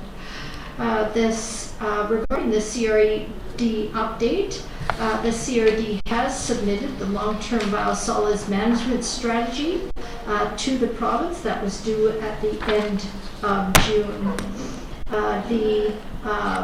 The board also had, they read the first, second, and third reading and adopted the Heartland landfill tipping fee and regulation bylaw 4610. It shifts the ban on carpet, underlay, and salvageable wood waste, and the implementation of a fee of $300 per ton on unsorted renovations and demolition waste. Let's see what else with the CRD. The Regional Water Supply Commission 2023 annual report was approved by the CRD board. The CRD undertakes a comprehensive water quality monitoring program as a part of its multi-barrier approach to provide safe drinking water to the region. There is a link in the report to the Greater Victoria Water Quality 2023 annual report. As Vice Chair of the CRD, I continue to be involved in discussions with the negotiations of the South Island First Nations. The CRD is interested in establishing memorandums of understanding or letters of protocol with all of the First Nations. These have been very respectful meetings and valuable. Discussions are led by the chief and their council, and it really includes the most important item for that particular nation. Also in my role as Vice Chair, I was delighted to award 2 bursaries to exemplary students within the CRD, and I want to recognize that 2 of the students in the region were awarded these bursaries. I helped to organize a tour of the Metchosin Museum with the William Head Institution. And this was well received by the Metchosin Museum. We walked through the graveyard that is there, dating back to before the Second World War, and went through their little museums and that they have there. So it was a very well received tour. If anybody on council is interested in a tour of William Head, that's easily arranged. So if anybody is interested, Councillor Shukin's interested, we can have a tour. You're interested as well? Okay, I'll arrange for a tour. And lastly, on July 18th, which is this Thursday at 6 p.m., we have the second annual Volunteer Appreciation Concert. I encourage you to bring your blanket and your family and a picnic, possibly your dancing shoes. Helen Davies, a Metchosin resident, will be performing with her band and others, and it should be an absolutely fantastic event, and the weather is cooperating. And with that, that's my mayor's report. Yes. Mayor, I wonder if I could ask just about the short-term plan for the biosolids. Will that involve land application? Again, concerned about the aquifer. That question. And the second question is, what are we engaging with the First Nations for with regards to biosolids? Is that for land application as well? Mm-hmm. That's for land application as well. And would that be on Aquifer 606? I don't know. Does Shiano Nation fall within Aquifer 606? Not sure about Shiano, but any of the others have soup, Pachavat. Is that, I just wondering, is the CRD pushing in land application through First Nations because the non-First Nations aren't accepting it? No, I don't think they're pushing it. I think they've made a resolve to consult with First Nations on any major issue. And so with that, they're going to the First Nations along with other talks about other issues to the First Nations. I don't think they're pushing it. Well, good. I hope not. I mean, you'll know because you're there, but I'm just anxious with seeing later on, the importance of delivering safe drinking water to the region. So that would involve people with wells and people, we don't want to contaminate our groundwater through applying the biosolids on anybody's land, it seems to me. They have had success of late, sending the biosolids to the Lafarge cement plant in Richmond, so that has been successful. They've also done some land reclamation on a previous mine site in Cassidy, and that has gone through, so hardly anything has been landfilled at the Heartland landfill. Thank you. Okay, turning now to business arising. If you turn to page 31 of your agenda, Councillor Shukin. So thank you very much, Mayor Little. There are two park bench donation applications, and if I could deal with them separately. Please. So the first one is actually, the application is by Susan Young for an individual named Ian Young. The bench will actually go out there on the other side of the change room next to the oak tree there. PTASC has recommended acceptance of this bench. There is a link to another bench that has been long awaited, and this is a bench on Duke Road that has been previously approved, and I believe approved by council as well, and it's for a bench near a transit stop. So the link with Ian Young's bench is we want to do 2 pours of cement, and you can only buy a certain amount of cement in an economic form, and so if we can get 2 of these benches ready, all good to get these executed. At the same time. Yes. So I would move that council approve the Young Memorial Bench application. Okay, this is moved by Councillor Shukin, seconded by Councillor F. Discussion. This has gone through PTASC? Yes, it has, yeah. All in favor? Opposed? Carried. Go ahead. Okay, thank you. The next application relates to from the Coburn family for a bench for the late Miss Audrey Coburn. Now, Ms. Ballard earlier today mentioned this, and what PTASC's original thinking is that the application was for the right-of-way or the easement allowing for the trail on Sea Bluff. I spoke with Mr. Coburn on Friday, and he is interested in actually having the bench on the right-of-way on Wootton Road, which is not covered by the easement. I had a look at the documents the other day. Now, our recommendation, and I'm going to stand by this, is that comes out of the fact that we don't believe that there's more benches needed on the Sea Bluff Trail easement area. And that's seconded by a discussion with the landowners as well, even so far as the picnic table at the far southwest end, I think, if you will. So I've talked to both landowners in that area, and they're not supportive of new benches. The question of whether there should be, and if there's benefit to having a public bench on Wootton Road, I think that needs to be investigated further.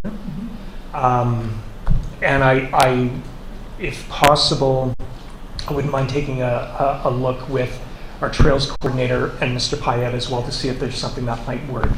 So I'm wondering if I could ask council to postpone this right now before we take a step. Yeah, go ahead. Excuse me, questions through the chair to Councillor Shukin. So Wootton Road goes right to the plus, so whereabouts on Wootton Road were you thinking? Yeah, that I'm not sure. I had originally thought it was along the cliff edge, and that's where our thinking was. And so I talked to Mr. Coburn on Thursday, and he was saying no on Wootton Road. So, yeah. Okay. If it's okay with council, let's postpone this so we can get some more information. Sure. Okay. The master plan. Thank you very much. I want to, on page 33, you have the work that was done by Mr. Jim Nan, who's a member of PTASC. He was asked by Ron Audrey to have a look at what has happened to the projects within the 2009 Trails Master Plan, and this is Mr. Nan's assessment of what has been done, what has been looked at and either actioned or deemed unfeasible, and what is in progress right now. And again, we've had lengthy discussions about Duke Road East. It's 14 on the list. It shouldn't be actioned because it's so low in a priority. Well, no, the reality is it's bumped up in terms of priority as things have been done or deemed unfeasible. So anyways, it's here now, but this work was done not specific to Duke Road East, but more so the work ongoing to update the Trails Master Plan. So, and I would move receipt of this. Okay. This is moved by Councillor Shukin, seconded by Councillor Gray. Did you want to speak further to this, Councillor Shukin? No? Nope. Councillor Gray? Yeah, just a point to make, that I would like it if we could provide this to the consultants who are preparing the active transportation plan. Yeah. When I read it, I can see some trails probably wouldn't be done, but if we're planning on spending money now, some of these might not have been feasible, as I see, because of ditches or steep and winding. Well, Duke Road, as an example, that's what it may be that these should be looked at in the context of having some more finances available. Yeah, I believe. Just to share it. Yeah, for sure. I think we have a member who's plugged into the active transportation process. I'll make sure that he knows to move us on to, yeah. Okay. Councillor Johnson.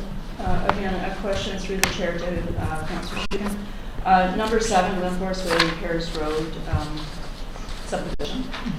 The comment about Glenforce Way, Sundance Drive, and Paris Road provide connections through Saddleback neighborhood. The area currently has a number of undeveloped trail allowances. There's considerable private property acquisition involved, and the curves in the roads limit visibility. There are 2 dedicated trails in that subdivision, and then on the outskirts there's others that are a little harder to get. But the 2 that we do have, one joins the High Mount and Saddleback neighborhoods. There's no sign up. There is some imposition from some neighbors that the district had done a survey a number of years ago, so we've already spent $3,000 on a survey that we have not acted on. So I would like for us at some point in the near future, within a year or 2, to maybe revisit that and do a boundary adjustment with those neighbors, because one of them's significant. It's a rock wall with a in-ground pool. The other one, not so much. It's more of a dog kennel, I think.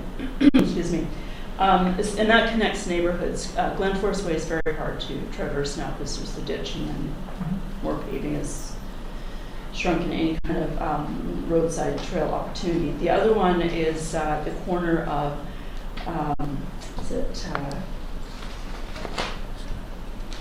Saddleback to, is it Saddleback or Stirrup? There's a Saddleback Pears loop to the mid part of Saddleback. It goes behind, it's right at the intersection, it goes behind a residence and then comes back out sort of midway of Saddleback, which probably is a little closer to then connecting Saddleback to High Mount. So again, it's a nice loop. So I haven't actually walked on that one, but there is a trail there. Okay. And I'm not sure if PTAS has been up there anytime recently, so I don't know if it's overgrown. Yeah, I have a feeling no. But just that part of Metchosin isn't, there's a lot of people that live in the area, but those are 2 that we could probably enhance a little bit more. I think it would be a great idea to connect with a few members of PTAS and the Trails Coordinator, and for you to point these out. Because I think you're right, there's not been a lot of attention up in this area, and there's some resources that we should be able to have access to, and trail resources. So. And I'm happy to see it still on the docket, so thank you for that. Okay. Call the question on receipt. All in favor? Opposed? Carried. And then the Duke Road feasibility. Thank you very much. I think it was at the June 10th meeting that Councillor Gray had raised the fact that we had the feasibility assessment to council, and then it was referred back to PTAS, which, looking back, I have to say it's kind of silly, even though my name is on the person who put it forward. So I brought this back just to tie off the loose end. This is essentially the same assessment that we did in February of 2024. So that's an error there, but and very little has changed. The only thing we updated was the fact that there will be the active transportation process is underway. The speed limit on Duke Road East has now been moved to 40. But the big thing is that there is going to be a community input session on Wednesday, July 31st. And we will be doing a mail out that should go out tomorrow to inform residents. We will post that notice on the fire hall sign as well. I suspect it will be posted on Facebook, and there's always there's a good communication channel out there for residents and community members especially. So that will be held, and that is at the direction of council as well, prior to the survey being undertaken. So, thank you. Okay. And then you have. Well, I just wanted to ask a question, if I may. Yeah, go ahead. So, through the chair to Councillor Shukin, the public consultation that will occur, what would its purpose be? Is it for residents to suggest where they think the trail should go, or is it a question of this is their top priority compared to other trails, or what's the object? So the object is to share the information that we have collected to date, both the input from the public, but also to talk about where we're considering the trail. So it's sharing information and getting input. But to be honest with you, I feel like this is a bit premature because we're going to have more information once we do the survey. So, and we've also said that we would do another session after the survey is completed. So it's to share information and collect views. Yeah. We've heard support, but I have to say we've also heard a few people not in support of the trail. We've now been talking about this for about a year, and this is just another check-in before we take that extra step. So, thanks. Yeah, my concern is that people come and say, well, they don't favor a trail, but that isn't really what this is about. This is about where the location and sharing information. Yeah. Because so we won't get input presumably on whether it's a positive or a negative in the community, which we've heard different views. I had a different question, which was... Actually, I think everybody's welcome to, since it's a public meeting, everybody's welcome to give their opinion at that meeting. Well, and I think we will get input on as to whether it's a good thing or a bad thing. But I guess it's not a meeting, but is it a meeting? It'll be a special planning meeting, right? No, it is run by PTASC. Oh, okay. Yeah. And so what will happen, the format, we're still working on the format right now, but it will involve a slide presentation, again, showing the route, showing some of the rationale for it, and we'll likely have some active transportation elements as well. And once we have this short presentation, we'll open the floor for input. So. The other questions I had related to the question on page 41, at the very bottom there, per normal practice, the trail construction be led by PTASC, supported by public works volunteers and where necessary, donated materials. That seems sensible to me for phase 1 of the trail. But when you get to phase 3 of the trail, presumably this is going to be done by an engineering firm with, it won't be PTASC in charge anymore if we decide to invest a significant amount of money in putting up the structures to hold the wall and hold the trail and hold the road and the ravines. So I just want to be clear that while this report's come to us, we haven't adopted it per se, and I think it really would be up for an engineering firm or our engineers to take charge of that phase of the trail, given the nature of it. And then the other question I had was, even on phase 1, so I had some feedback from residents about phase 1. They say if you just put a trail in there, it's going to turn out poorly. So I think it would be worth having an engineer assist in phase 1 as well, just to be sure we don't do all that work and then have a trail that's gets flooded and mushy, and like the trail along Metchosin Road, which is a similar circumstance. So I just want to be sure that we do involve staff and the engineers are involved in phase 1, but are in charge in phase 3 if we ever get that far. Yeah. Councillor Donaldson? Yeah, I think just turning the page, it does say that the construction plan and schedule for each phase would be reviewed and approved by district staff. So that's probably a good starting point right there. It covers, because each, like you say, each one's going to be different. So clearly it'll be observed and different each time, so staff is involved. Right, I just, going beyond approval of the engineer, in fact, once we engage construction companies and things like that, it really would be up to staff to be running that. And then my third comment would be, I'd like to make a motion to that effect, that council asked the CAO to seek the advice from district engineers to provide council an order of magnitude cost estimate for completion of the Duke Road East Trail.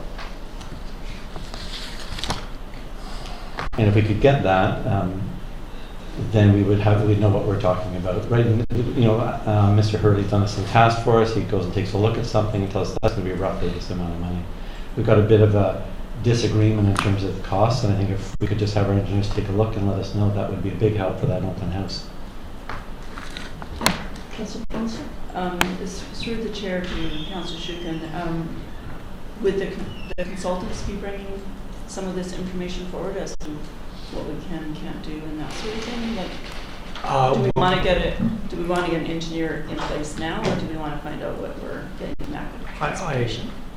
I'm not supporting this motion or seconding it. I think the most prudent thing to do right now is to get the survey done, understand what the route is, and then what Councillor Gray is proposing is probably wise. But I think there's some work that we've set off on, and I think that would be a good base of information too.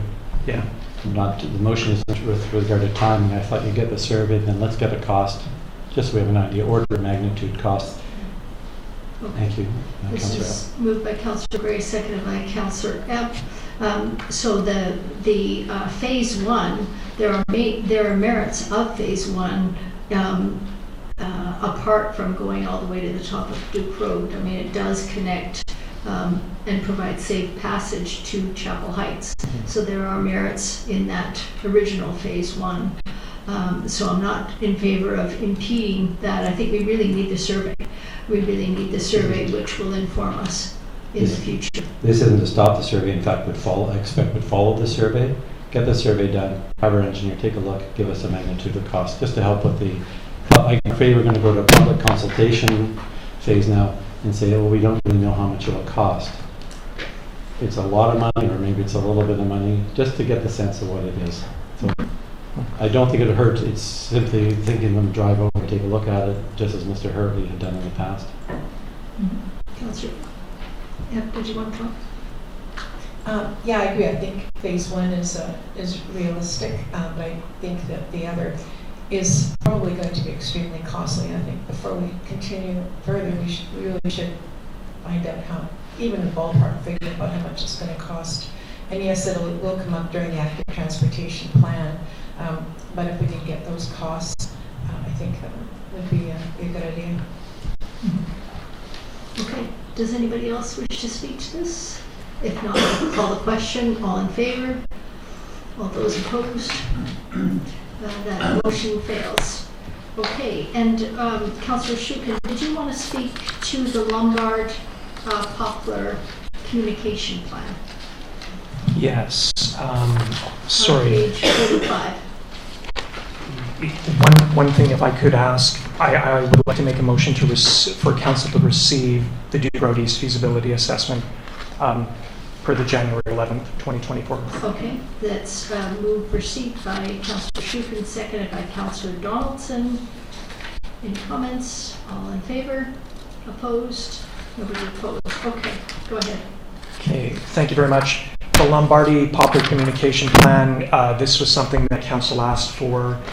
It's presented here as a simple outline of some steps that we should take. It doesn't have to exclude any good ideas that might otherwise come.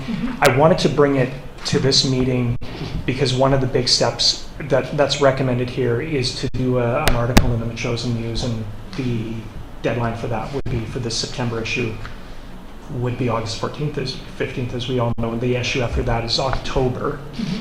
And again, from there, it's got a basic outline of simply information sharing, any support that we can offer for legacy or commemoration issues, ongoing updates, and then engagement on what's next. And so much of this work will also unfold as we take those steps, but yeah. Okay. So. Okay, good. So you're moving receipt? Well, I'd like to move adoption of the plan so we can actually move along forward. some of the things and know that we've done this. Yeah. Everybody's read it, presumably. So that's moved adopted by Councillor Shukin. Do I have a seconder? Seconded by Councillor Donaldson. Comments? I like this in terms of we're going to have a lot of communication with the public since those trees are very well loved. There's some misinformation out in the community as you've experienced that we're widening the road. The road is not going to be widened. So I think the article, are you proposing to read it before I'd be August happy 14th? to do that. That'd be great. And with all of those points in there, Councillor Gray and Councillor Shukin. Or sorry, Councillor Gray and then Councillor Donaldson. I just want to say I've heard from a few residents with the idea that we let the trees grow back for now, and then just see what once we cut them down, rather than removing all the roots and all of that. And that the idea there is that, as we know, the trees can grow back readily. Excuse me. And if we train them to a single leader, we'll see what happens. Guessing that they could at least grow another 10 years before someone would need to do something about it. In other words, cut them down for the danger, which is the liability we're facing, but then leave them be, except for the pruning, no risk to anyone, and then just see over the next decade what goes on. And they may need to be cut again. That would retain the Lombard feel and elements there, without danger to the public. So I just want to mention it today because as people are writing articles, I think it is a reasonable option, not the only option, but not an unreasonable option that might help address some of the concerns in the community about the heritage value of the trees. I'm understanding that the funguses will grow back and there'll be more problems, but just the idea to give it some time and see how things grow. I think I did ask that question of the arborist when we were on site, and he didn't recommend that. And I can't remember why. It was a question of where they were going to be cut to allow for regrowth, because there was considerable decay even at the bottom. And so whether it would be successful if you cut below the decay or not, I don't know. I think his response, if I recall correctly, was that, well, they'll grow back and they'll fall down again. In other words, they present a danger. So just in conversation with some residents, it seemed, well, why not allow them to go that far and just assess it at that time? So not taking away from the recommendation of the arborist, but rather not needing to take all the roots out at this particular moment. It's an idea. I'm not pushing it. We could even cut them and then wait for 1 or 2 years. Go to Councillor Apple. Yeah, right after our last meeting, I had a call from John Tipton, whose grandfather, I guess it was, actually planted those trees originally. And he was quite concerned about it, obviously. But we spoke about it, and I mean, it was much like Councillor Gray said, it was like allowing, the suckers to grow up, be spaced out and pruned appropriately, and just so that the trees did still keep growing. But again, I mean, we know the arborist said they probably wouldn't be as healthy as the originals, but at the same time, if they're checked and pruned, then at least they would still be there. Plus, it would, and then we would avoid the cost of digging out the roots, which would be really substantial. And he was quite happy with that option. Okay. I recall hearing something very similar to Councillor App, that if you leave the roots in there, the chances are what comes, the new stems aren't going to be as healthy. I mean, I'm prepared to entertain, continuing with the Lombards, given the historic nature of the drive. But whether we do it afresh or whether we let them grow or whether there's a better idea, I think there's further discussion to take place. But well, perhaps you could outline that in your article, that one consideration could be to cut them at a certain level and let the suckers grow. Okay. I will work on that, and I'll send a draft to everybody. Okay. And, So we still have a motion on the table, and that motion was to adopt this communication plan. That doesn't preclude the introduction of new ideas. Introduction of new ideas, or introduction of cutting and letting it grow and observing for a couple of years, right? Yeah. Yeah. Or, yeah. Okay. Or even new ideas for communication. Okay. Yeah, so, Yeah. yeah. Maybe. Okay. Good. I applaud you for wanting to have good communication with the community. Great, thanks. Okay, so I'll call the question. All in favor? Opposed? Great, Carried. Great. Thank you. Councillor Donaldson, on page 47, we have business arising from the July 15th meeting. Or sorry, July 9th meeting.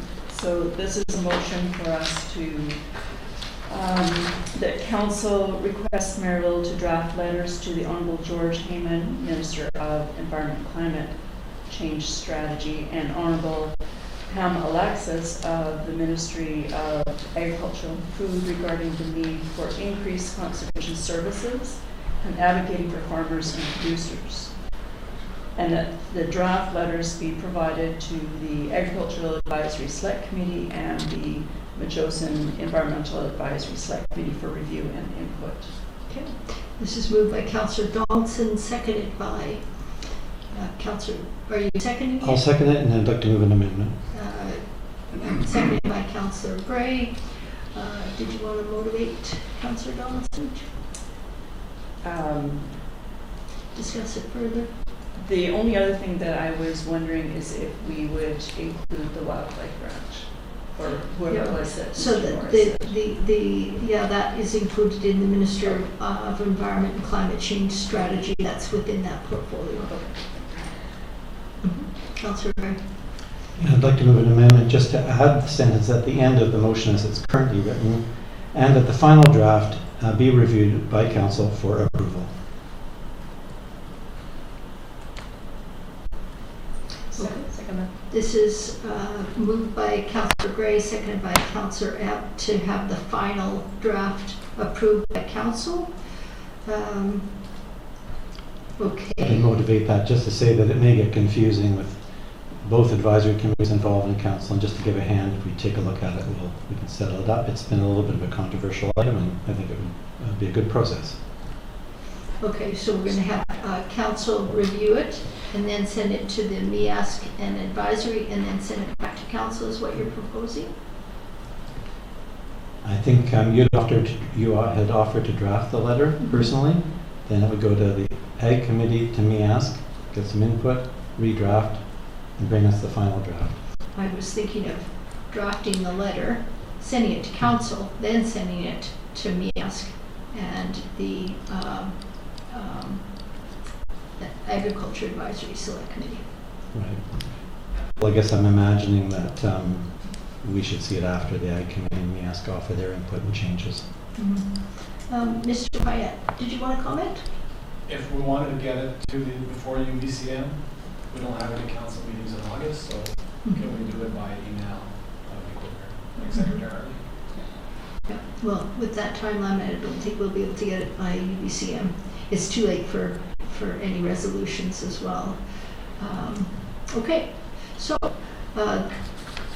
what you want me to do is draft the letter, send it to the advisory select committees, then send it back to council. It seems like a lot of work for one letter. It seems better to me to get all changes from council and input from council first, and then send it to the advisory select committee. Meaning you intend to ignore the advisory committee's input? What would you do with it, I wonder? So we review well, anyway, my amendment is simply a final draft come to council for approval. How you do how you read the earlier part of the motion will be up to you.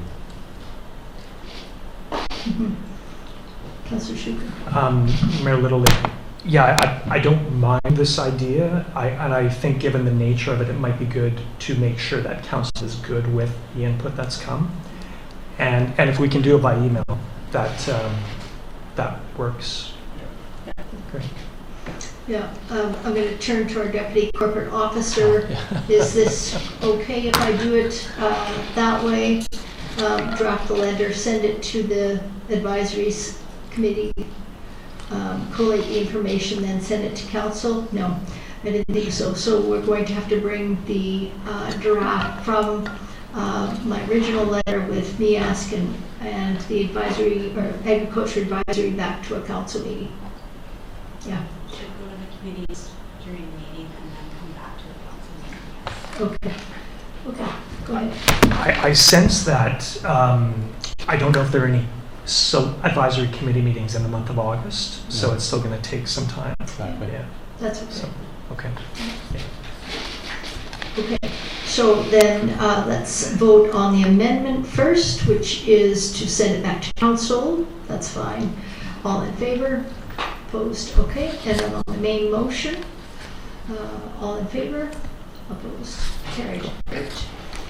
And next we have reports for action. This is on page 49. We have a letter from Mr. Payette regarding the District of Metchosin Respectful Workplace Policy. Shall I just take this? Yeah. So we've seen the District of Metchosin Respectful Workplace Policy a number of times. There is track changes that you've had an opportunity to review here. I guess one of the main things that is involved in the changes is volunteers are no longer required to sign, that they have understood the document that's limited to council and staff. But committee members will see it. It will be attached when we change the terms of reference that will be embedded in there, that committee members will be made aware of that respectful workplace policy. And with that, we've got options for the committee to consider on page 50. Does anybody want to move a recommendation or comment? I have one question. Yeah, go ahead. So, council signs this, and did you say staff signs this too? Yes, staff signs it as well. Yeah. Yeah, Councillor Shukin. So, Mayor Little, thank you very much, and I'm willing to go with option one. I can make that motion in a moment. I think this is wonderful work, and I'm fine with the advisory committee members not signing. However, I think it's really important that they understand that the policy does apply to them, especially the advisory committees. They are an arm of council, but I think the way it's done here is effective. And yeah, I'm willing to move this. The one thing I just want to mention, very small point. If you look at the definition of volunteer and advisory body, I forget the page they're on, just in the definitions, the use of capitals is a bit different in each section, so that can be made consistent, but otherwise, I would make a motion that council approve the proposed amendments to policy A100.41, District of Metchosin respectful workplace policy as presented, and direct staff to bring forward an amendment to the Advisory Select Committee bylaw number 493. Okay, this is moved by Councillor Shukin, seconded by Councillor Epp. Comments? Councillor Gray. Sure, I had a few comments. I too appreciate the work done by staff here. One was the notion, I think it would be the definition of employee and volunteers excludes the volunteer firefighters. There's a note, Metchosin Fire Department has their own respectful workplace policy. And I guess, okay, we should probably look at that policy if we're looking at this one at another date to see what it says, and if there's any changes needed to it to bring it up to the standard of this document. So I'd maybe leave that as a note in the minutes, just to say that we could do that in the future. The other thing is, I think that if we do adhere to that, then we need to have a clause that excludes the firefighters specifically. So it's not enough just not to name them, but they are volunteers, so they would be included automatically. So you're going to need a statement to say they are to be excluded in the document. On Okay, at point 7.0, annual review and training, I just wanted to get some clarity perhaps from staff. Contractors conducting business with the district will be provided with this policy upon execution of agreements. I think it should form part of a contract. In other words, this behavior is required as part of a contract, rather than simply you can read this policy. I don't know that it would apply to them unless they had contracted to do so. But I could get some advice on that, or if that change was needed, it could be made. And I think my last one was on page, the remedial actions.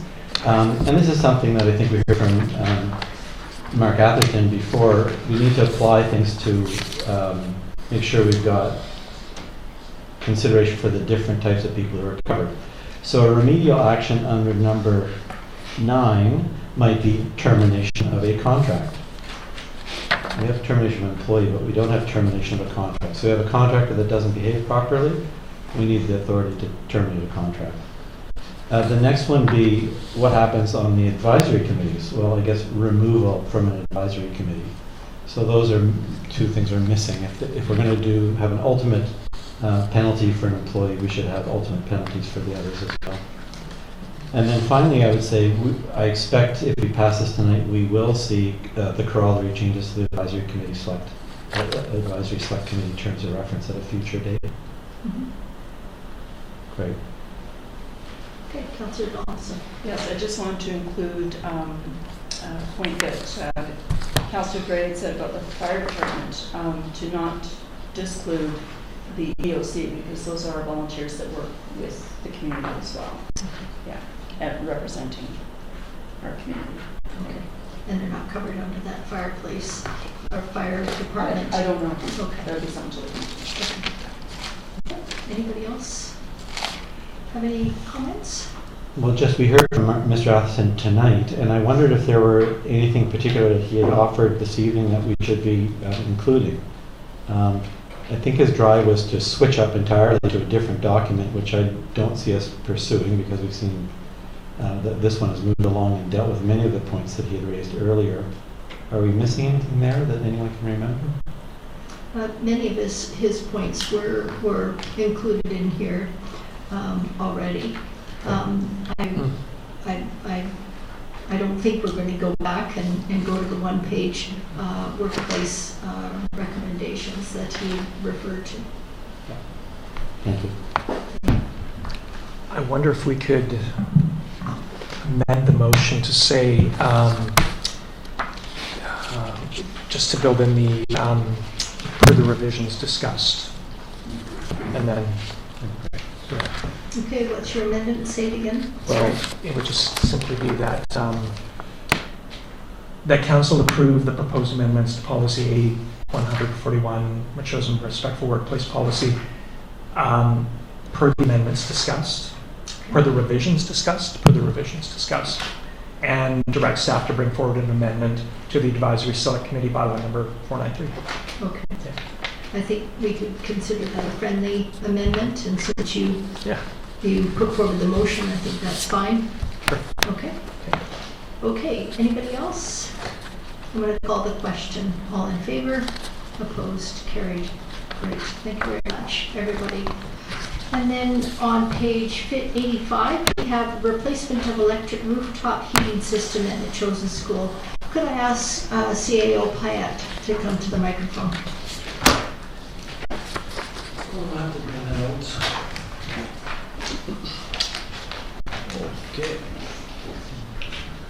Okay, thank you through the chair. So the heating unit on top of the gym is 50 years old. This is a pretty straightforward request here. Needs to be replaced. We're recommending that we replace it with a high efficiency unit, something like one of these, only quite a bit larger. And we can utilize the Climate Action Plan program funding, and it fits in with the Climate Action Plan that we have, Part 3, identifying buildings as an area of focus to increase energy efficiency, so that fits nicely. We were only able to find one company to give us a quote, but they gave us 2 quotes, so that's good.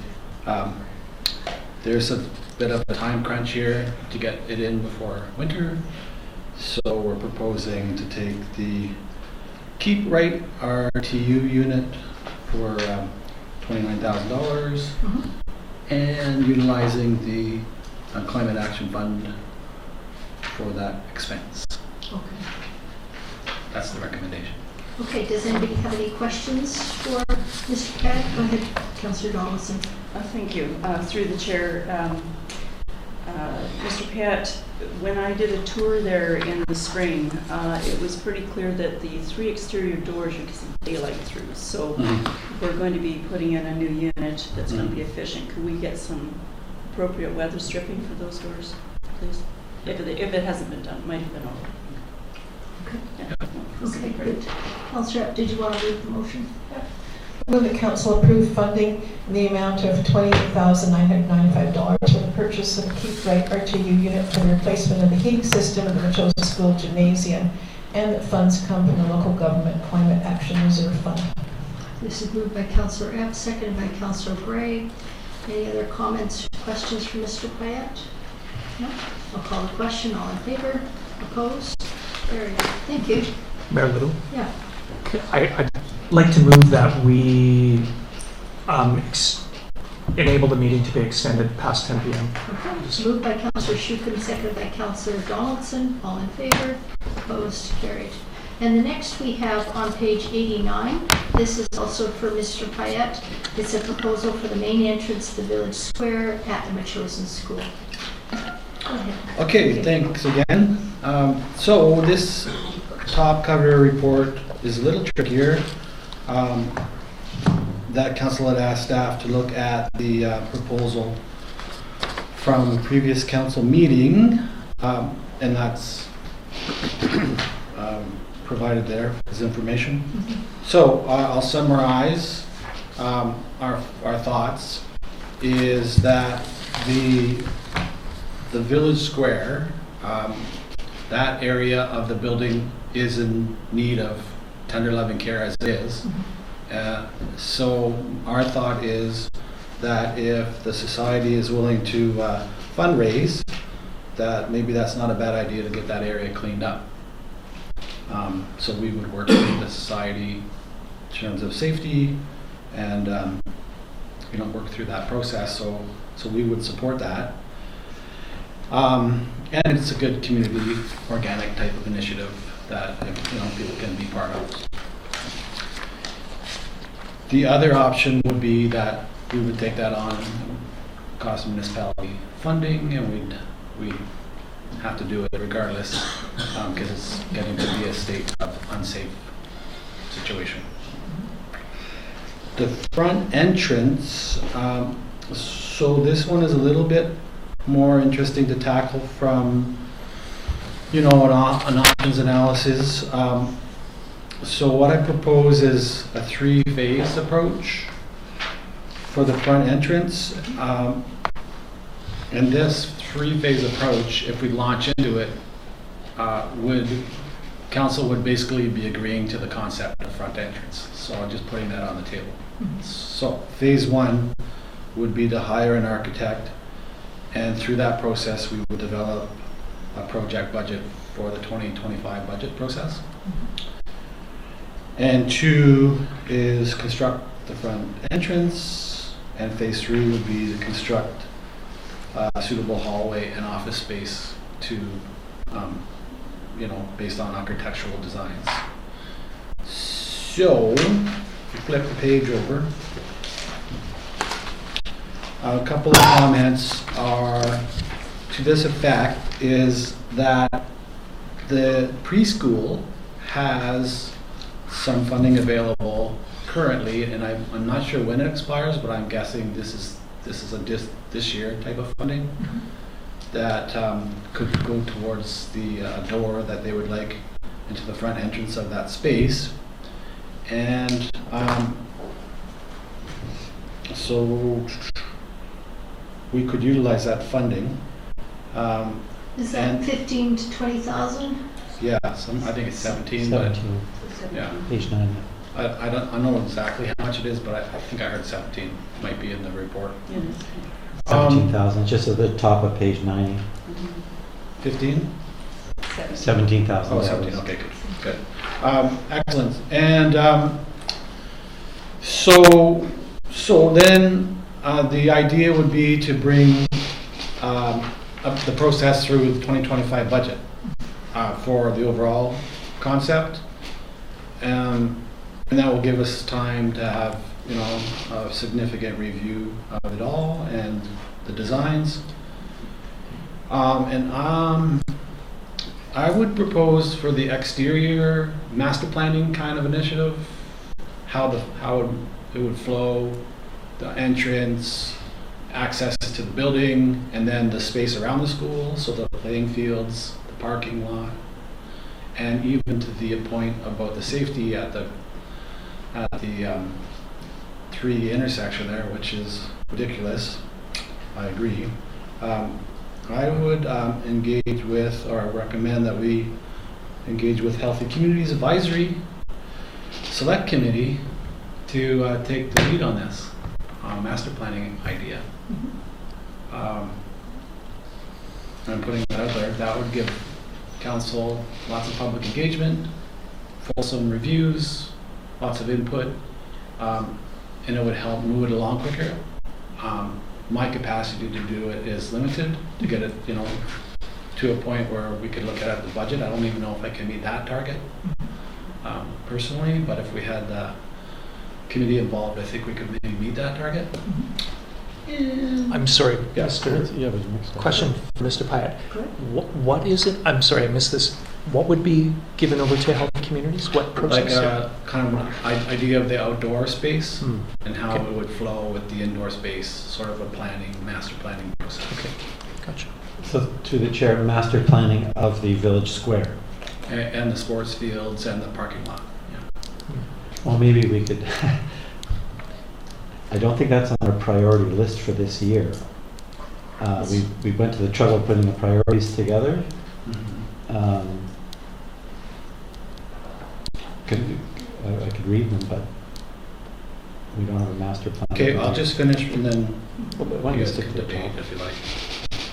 Is that okay? Yeah. So yeah, then you can talk about it, but so to launch, the process, the recommendation is the council approve the front entrance concept first of all, and the three-phase approach, and direct staff to hire an architect consultant at not more than $20,000 using our available reserves.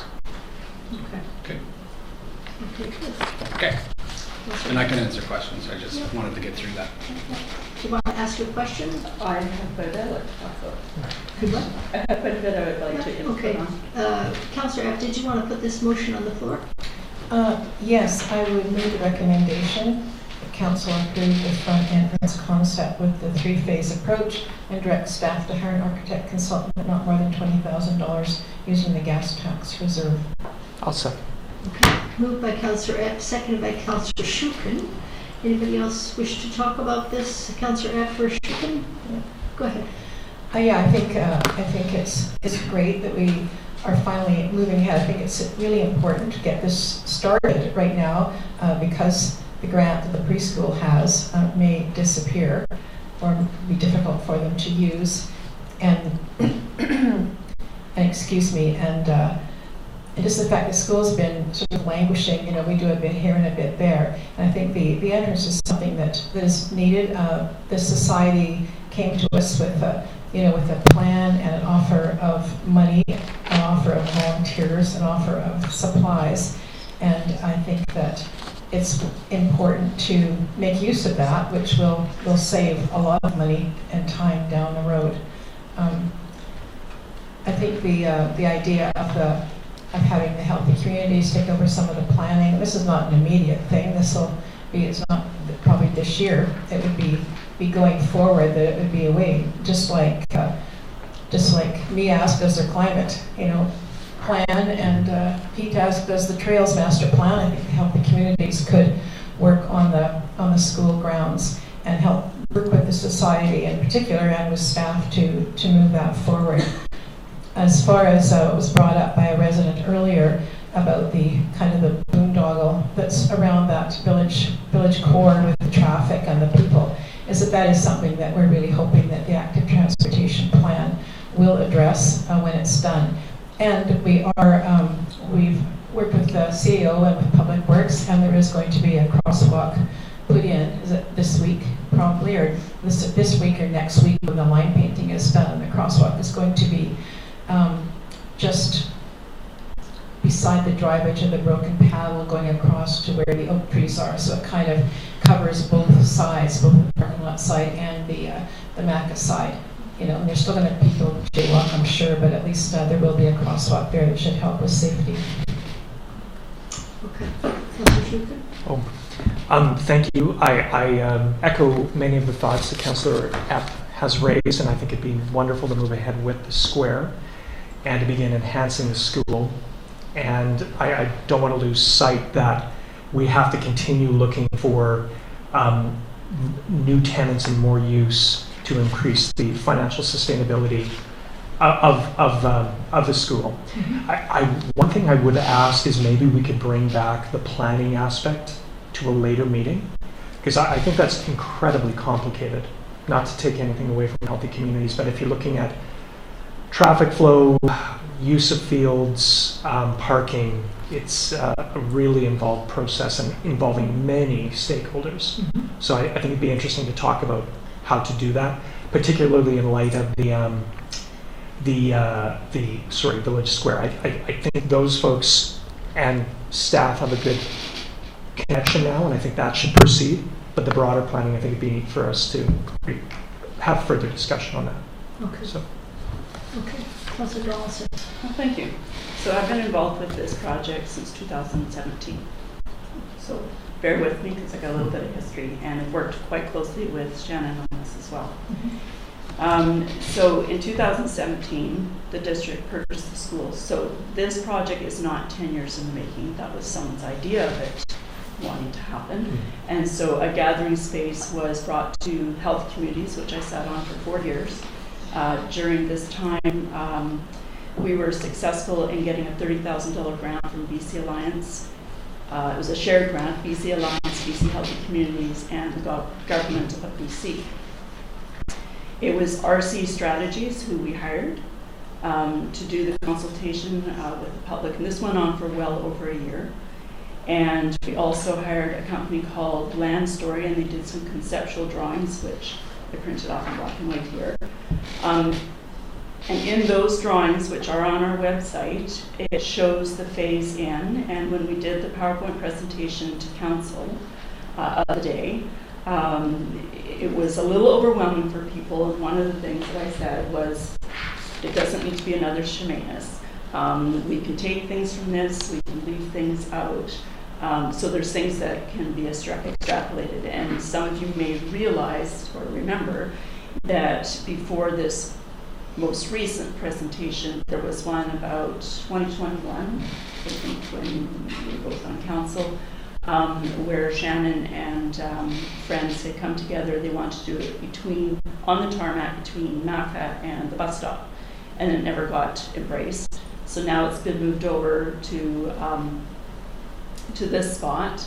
I have a really serious concern with the safety aspect, because we've got children coming out into a parking lot.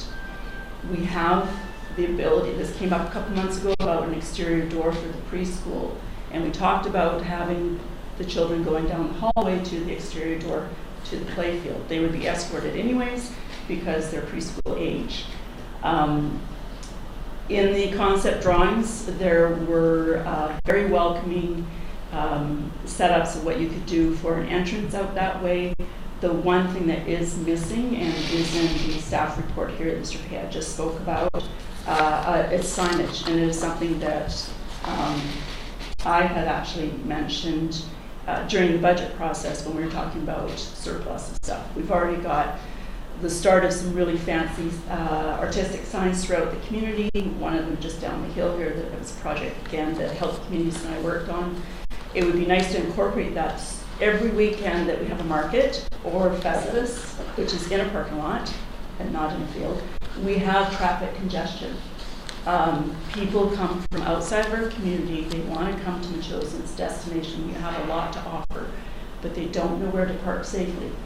On 4 occasions since the public came to us and were concerned about roadside trails being parked on, just across from the cafe, down from the community hall, we put $45,000 into a roadside trail over here. It's a parking lot, not a roadside trail. We really have to mitigate the safety in this whole corridor. And to have children coming out into a parking lot, I'm a little concerned about that. I'd rather see an entrance to the side of the building with some very nice wayfinding signage that people know that's where you go. I don't believe coming out where there's a drinking establishment. There's a lack of accessibility right now. There's no ramps. We do an accessibility tour. The chief, the CAO, Mr. McPherson, Mike from the community house. So there's many components that are missing, and I actually will not support what's written here, because I just think we really need to think this through in a safety factor. I do believe there's a great way of coming into this building, but I don't think coming through a parking lot is a good idea. Okay. Councillor. Yeah, one thing, there is an accessibility component of the entrance, so that is being looked after. And there's going to be, from what the plan, as I recall it, you know, there's planters or whatever, there's somewhat of a divider, so that the kids come out of there. I mean, obviously they're going to be escorted anyway, because parents at preschool usually meet the kids at the door and walk them out. And I think that, you know, as we look at, as Public Works looks at the parking around there, I mean, that's one thing that's going to be, you know, taken into consideration. But anyway. Yeah. I agree. The day that we were doing the accessibility tour, the parking lot, the car hadn't even really opened, and there were a lot of cars. So when it's pickup time, I don't know where the drop-off and pickup point is going to be. There was an empty parking lot in front of the field. It just seems natural that kids can go out, run around the field, burn off a little bit, get in cars and leave, and not be where the businesses are. We still need to, the building is vacant. We have put in an incredible amount of money, $1 million to renovate, $30,000 for this grant. We have had presentations, well, Land Story gave us a lot to work with. Mr. Chris Core, we paid him over $50,000 and $80,000, and we're not doing anything except hiring more people. We really need to look at this more in a fiscally responsible manner, I think, and one thing at a time. As the CAO said, the capacity to manage this, I think if we did it much, much smaller and think about the safety aspect and how we can move through this building that's been nicely renovated and start. We'll find out later on in the agenda that West Shore is looking for satellite places. They could be a tenant in some respect for the gym as well. Anyways, those are some thoughts. It's just a lot of money that we just keep putting out. And in the budget this year, it's just under $200,000 that we're subsidizing the building. I'm quite concerned about the fiscal part of it. I haven't had a conversation with the preschool people that are running the preschool, which entrance they are going to be using. Mr. Payette, do you know which entrance exit the preschoolers will be using as they egress from the building? Yeah, through the chair, the interim entrance will be through the Mecca doors, and then they'll just loop around through the fire break doors and into the classroom. That's their plan currently. Okay. Yeah. And then in reverse. So that they could use, like Councillor Donaldson saying, they could also use the doors that face the soccer field, basically. It's up to them, really. They're both available. So I'm not sure why they're choosing which door, but either way we can accommodate. So, yeah. Okay, Councillor. Could we encourage them to use the other? I know it's a little bit longer, and I know I circulated this morning to those of you who have Facebook, but Shannon had posted actually on the Metchosin Village Square Facebook page of some fun little steps and stuff, just to sort of find their way through things. And I think if we encourage safety with young people, we will grow safety with them. The congestion in those parking lots is pretty serious. It seems like a good idea to encourage the preschool to egress to go out into the field. Yeah, go ahead. I think the idea of having the entrance there was so that there could be a medium point where for people to enter, to go to MACA or the art pod, and to go to the gym, and also to access the various classrooms. But I'm wondering for you, Mr. Pratt, if the preschool, as I understand it, their plan was to have a door right there, like kind of where this entrance is planned. And have you spoken to them about this plan that's here and how they feel about that? I haven't personally discussed it with those users, but I believe they discussed it with Shannon. Because they were going to put the door there when they were just going to put the door in. They wanted it there, right? They're asking to put a door there. The door there. Correct. Yeah, thanks. But clearly it doesn't need to be there. If they can operate without it and use other doors, right, then I don't know. The license, it's their license. They're the expert on the license, but if they can operate through the other doors to get started, I'm not sure why the imminent door has to be done, but I haven't talked to them directly. Councillor Pratt? Just a question for Mr. Pratt, through the chair.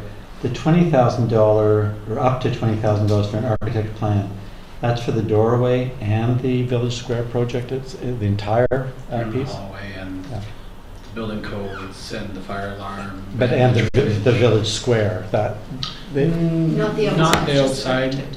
No, not the outside landscaping. Okay. That was going to be just that local. Thank you. Done, yeah. Great. Well, maybe I would just say, what strikes me is the cost for the architect is strikingly different than the numbers provided by the society. So they suggested we could, get a contract for $3,000, and now we're talking up to $20,000. So that makes me pause about what do the other numbers mean and how close are they to reality. And I don't mean that in a harsh way to either Mr. Batt or the society, but oops, we're missing by order of magnitude. So that's one thing, and so I hesitate and start spending money without the clarity. The other thing is that if I'm understanding properly, we might kick out, say, $20,000 for an architect, and then the plan would be that we'd have some kind of a financial plan, which I gather might vary quite a bit from the plan we see before us from the society. That's the purpose of having the architect, to draw up those costs. And then we'll deal with that in the 2025 budget. So we're going to miss the $17,000 grant from the preschool that expires this year. So we're not in a place to actually get that money. Just to raise that issue here, the dollars are way bigger than what we heard the other day, and we're not going to access $17,000 that's needed to make the project happen. So that means additional outlay of dollars here. The other thing, I do really appreciate the Village Square proposal, by the way, and the volunteer effort, the money, the $22,000 of fundraising from the society to make the Village Square project happen. I do recognize that's an ambitious mark to meet. And then ongoing contributions of $10,000 per year in labor and cash from the society, but Mr. Pite's already suggested that we build that into our own budget because likely it would fall to us in a future date. So there's another $10,000. So that all of that's got me a little bit concerned about launching into a new $20,000 expenditure. we're spending $187,000 in 2024 in our budget just to keep the school open. We have $75,000 already committed in our budget for other school renovations. And I wonder if we should reassign priorities within that 75. Maybe we can change that up rather than spending new money. And I'm wondering about that. And I know the report didn't deal with that, but it's the kind of questions that come to mind when I read the report. And I don't mean to be difficult or not collaborating on it. Just these things are what come to my mind. That's the money side. If you could keep that thought for a second, I'll just jump to my other comment, which is the need for the doorway. I really appreciate that some very prominent members in our community are offering to put this thing in there and spending a lot of their money on it and not district money. And I find it really difficult then to say the next things. I find it really difficult, but I'm not certain about the advantage of having this door there. I didn't remember a mention of the doorway for the preschool, but if it was mentioned, there you go. The preschool's lease is for 1 year, and I thought that was because they want to figure out how long they're going to be there, does it work for them or not, and I'd like them to stay, but that's in the air too, I guess. We'd earlier raised the expense of if they do stay, we're going to probably need to change the newly renovated bathrooms to put in, toilet seats that match preschoolers and change the wash counters. And so what's the priority for all of those costs, which I think we could absorb, but I'm just putting them out there as more money. And what I'm reading in the document and the proposal is that once we get the entryway in there, then that's going to garner gym rentals. Well, is it? If people are interested in the gym, they could be asking us now about it, or we could advertise it and say, look, it's available. I would think it would be a lot less cost to put a big sign on the one door that's leading right from beside the mile zero, a big sign up there, and that's the entrance to the school and to the preschool and to the gym, and people just go down that hallway. So I'm thinking about the taxpayers at the moment, not about the good ideas. Lots of good ideas, but I'm just saying we throw a sign up there, that becomes the entranceway. It's straight through to the gym. It's down the hall and to the right to the preschool. Those are my thoughts. Can I just maybe add a little bit of context as well? Go ahead. Oh, thanks. Okay, so through the chair, the cost of the architect, we're not 100% sure exactly what it would be, but we know that because it's not a Part 9 building, it's greater than a Part 9 building, so we can't use a design technician. And design technicians can maybe be $3,000 or $5,000, but an architect is a little bit more advanced than that. So I don't want to be light on that cost. Mm-hmm. So it'll be up to $20,000. Mm-hmm. I would hope that it would come in maybe at 10, but because we're not actually aware of the zoning of the building, the fire code, the ventilation, when you put halls and walls in and doors, it changes the zoning specifications, and so that takes an architectural review, and it's not cheap. The building is old. It's been built on a couple of times. The HVAC system is a nightmare, as you know, and so any change to the ventilation system, the fire code, to more steps, all has to be reviewed, and it has to meet the code. And so, and we're the bastions of the building code, so we have to be above reproach. Okay. As far as funding goes, the only difference is that in the operating budget, we're funding the operations of the building. The planning and studying from an architect we could take from a grant, so it's just two different pots of money, and so I just want to make that little difference. Okay. Okay. Councillor Shukin. Yeah, thank you. I'm beginning to rethink this a little bit, and particularly around the comments from Councillor Donaldson. And what comes to mind as Councillor Donaldson was talking about is almost Hans Helgeson. Like, I really love the village square idea. I love the idea of the entry. But it seems like the prime beneficiaries in the near term of an entrance is going to be the preschool.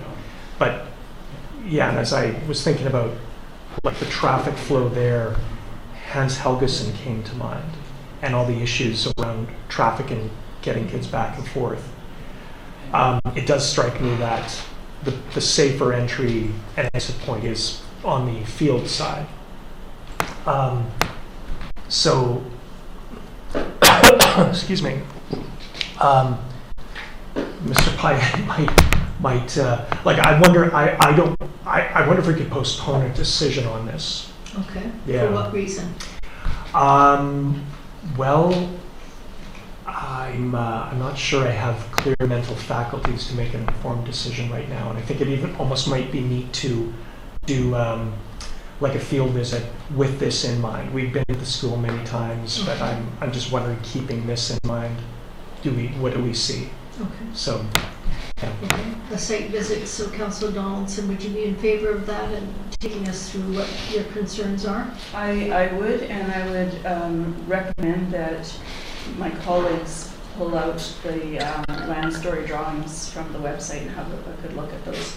There's some things that definitely won't fit, but there are other things that would. And you know, even if we didn't have a fancy door entrance, we certainly could put out a nice pergola, that sort of thing. You know, especially if we want to have access to the gymnasium. We've got a nice big garage door there. You know, we can start promoting conferences or whatever. There's a lot of inexpensive ways to do that, and Ann Taylor was very gracious on how, you know, we could change these things around. I've worked with Ann lots through scouting and stuff, and she even had other ideas over here. So this is just an example. This is definitely, you know, and Shen's had many pictures that she's pulled together too. So there's a lot of creativity that could be a lot less expensive, but the safety factor is critical for the children. And like, even when we had Festivus, like, I don't even know, I have a hard time, to grasp why we're having a market in a parking lot. We've got a beautiful field there. The parking needs to be for vehicles, but that is almost a separate thing, sort of. But we're getting the lines in, and we need to use it as a parking lot. Okay, so what you're suggesting is we just postpone a decision on this. We'll have a site visit, we'll have some more information, and perhaps we'll be able to visualize. I agree that this is an asset in the community.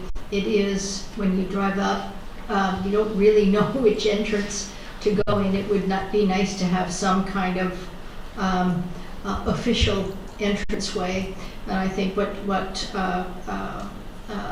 CAO Pyatt, he's looking to the future, so that if we do have seats that we've purchased for the gymnasium, if ever we want to have some kind of an event where we need stage and seats along with the acoustics and the sound system. So what he's thinking about is maybe we're going to need an office for ticketing, that kind of thing.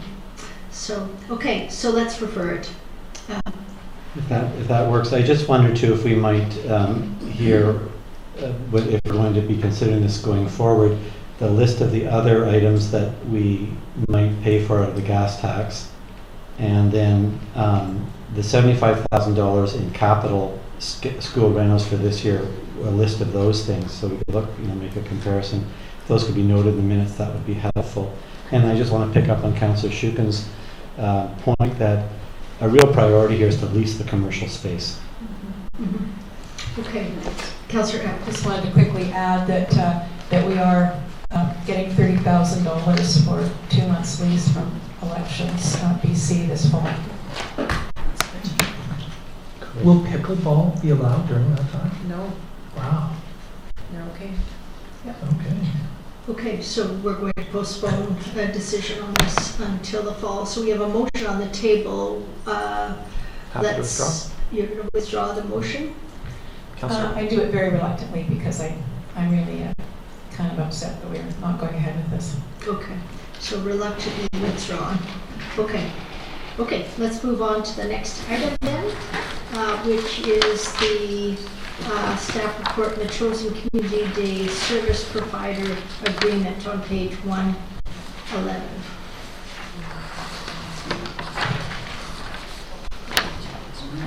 Okay. CAO Pyatt. This is the MIABC service provider agreement with the 2024 Metchosin Community Day Committee. Okay, I'll give this one a shot here as well through the chair. Metchosin Community Day is fast approaching. Second Sunday after the long weekend in September, I believe.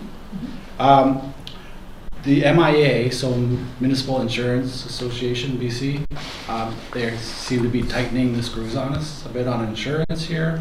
And so we're bringing forward a solution to council to have that event insured so that we're covered for liability. And so there's three sort of discussion items here.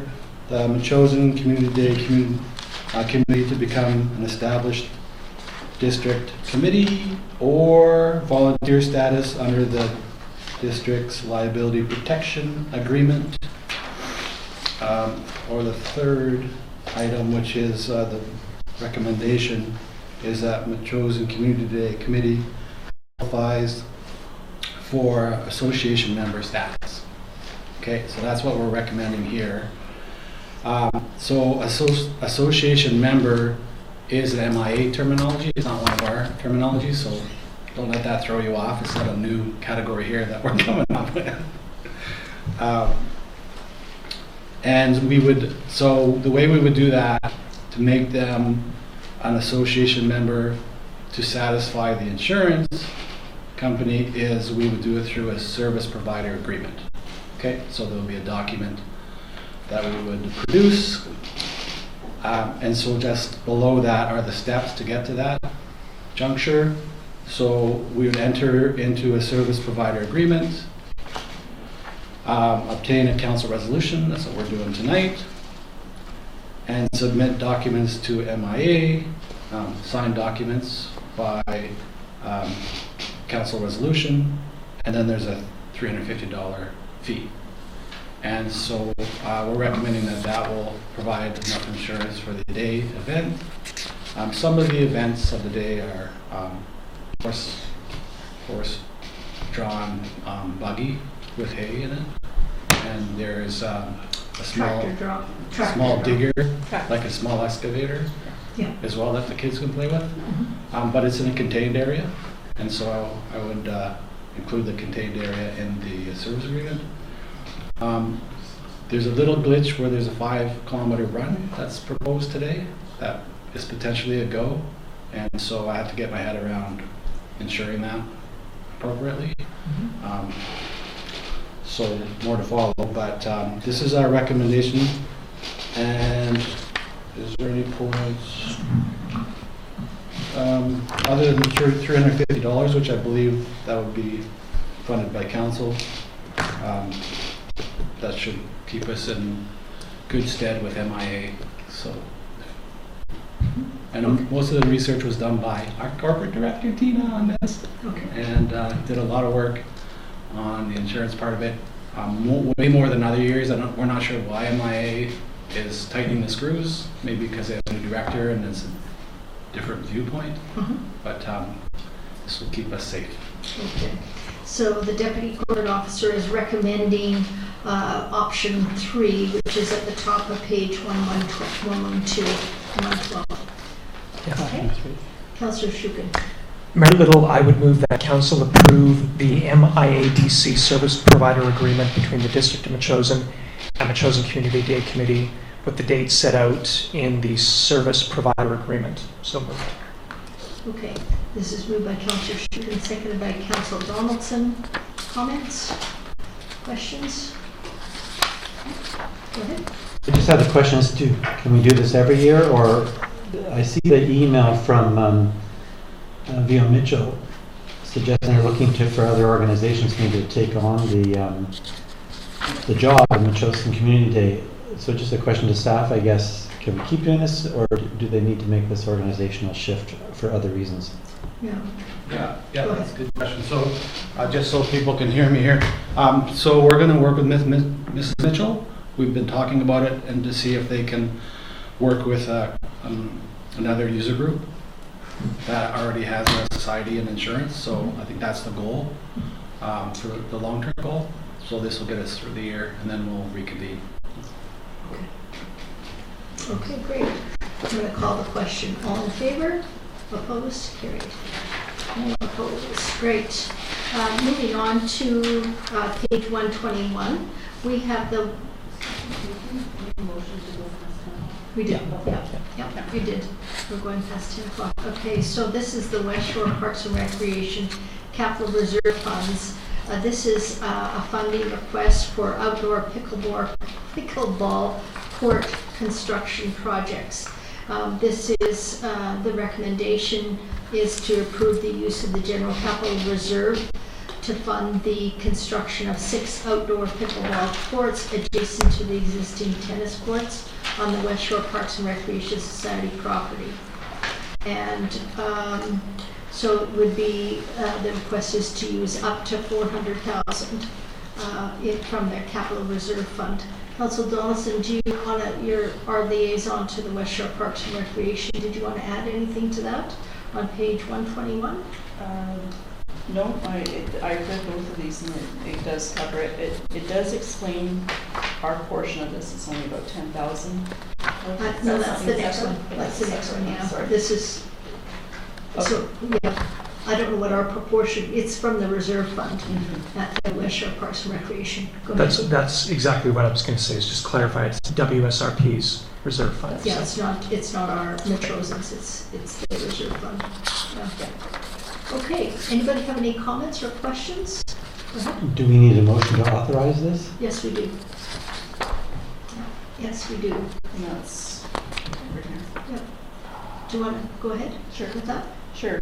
That the District of Metchosin approve the use of the General Capital Reserve to fund the construction of 6 outdoor pickleball courts adjacent to the existing tennis courts on the West Shore Parks and Recreation Society property located at 1767 Island Highway, Victoria, BC. This is moved by Councillor Donaldson, seconded by Councillor Shukin. Any other comments? Call the question. All in favor?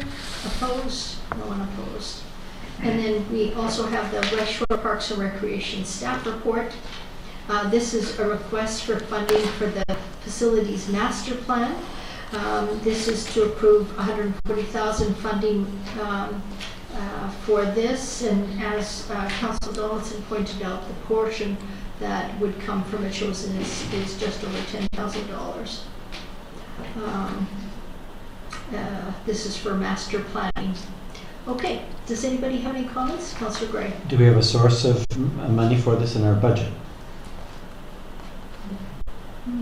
Councillor Donaldson. Councillor, CAO Payette. CAO Payette. This is not in the operating budget, so, and it's a new request, so this would be grant funded. We can utilize the gas tax, now called building fund, would be appropriate. And so it would be our portion of the overall recreation master plan, which I would support. Okay. Anybody else wish to speak? No? I'll call the question. All in favor? Opposed?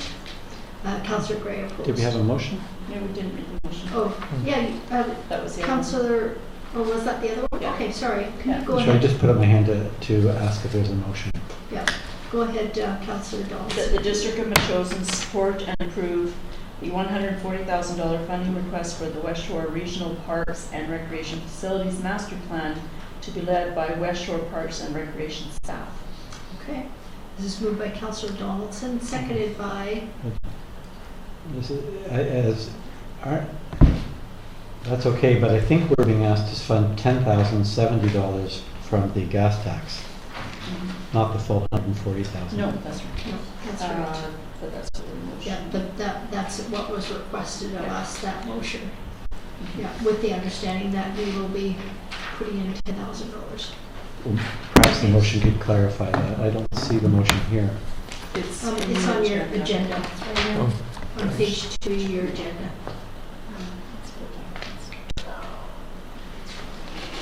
Do I have a seconder for that motion? Seconded by Councillor F. So maybe we'll just ask the question, is it automatic then, the distribution? Probably. As presented with the budget implications, yes.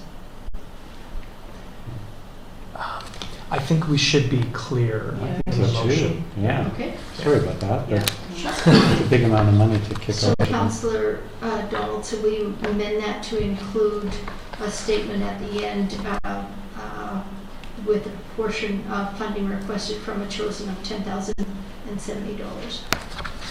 Sure. To- Say that then. To be funded through the gas tax. Through the gas tax. Yeah.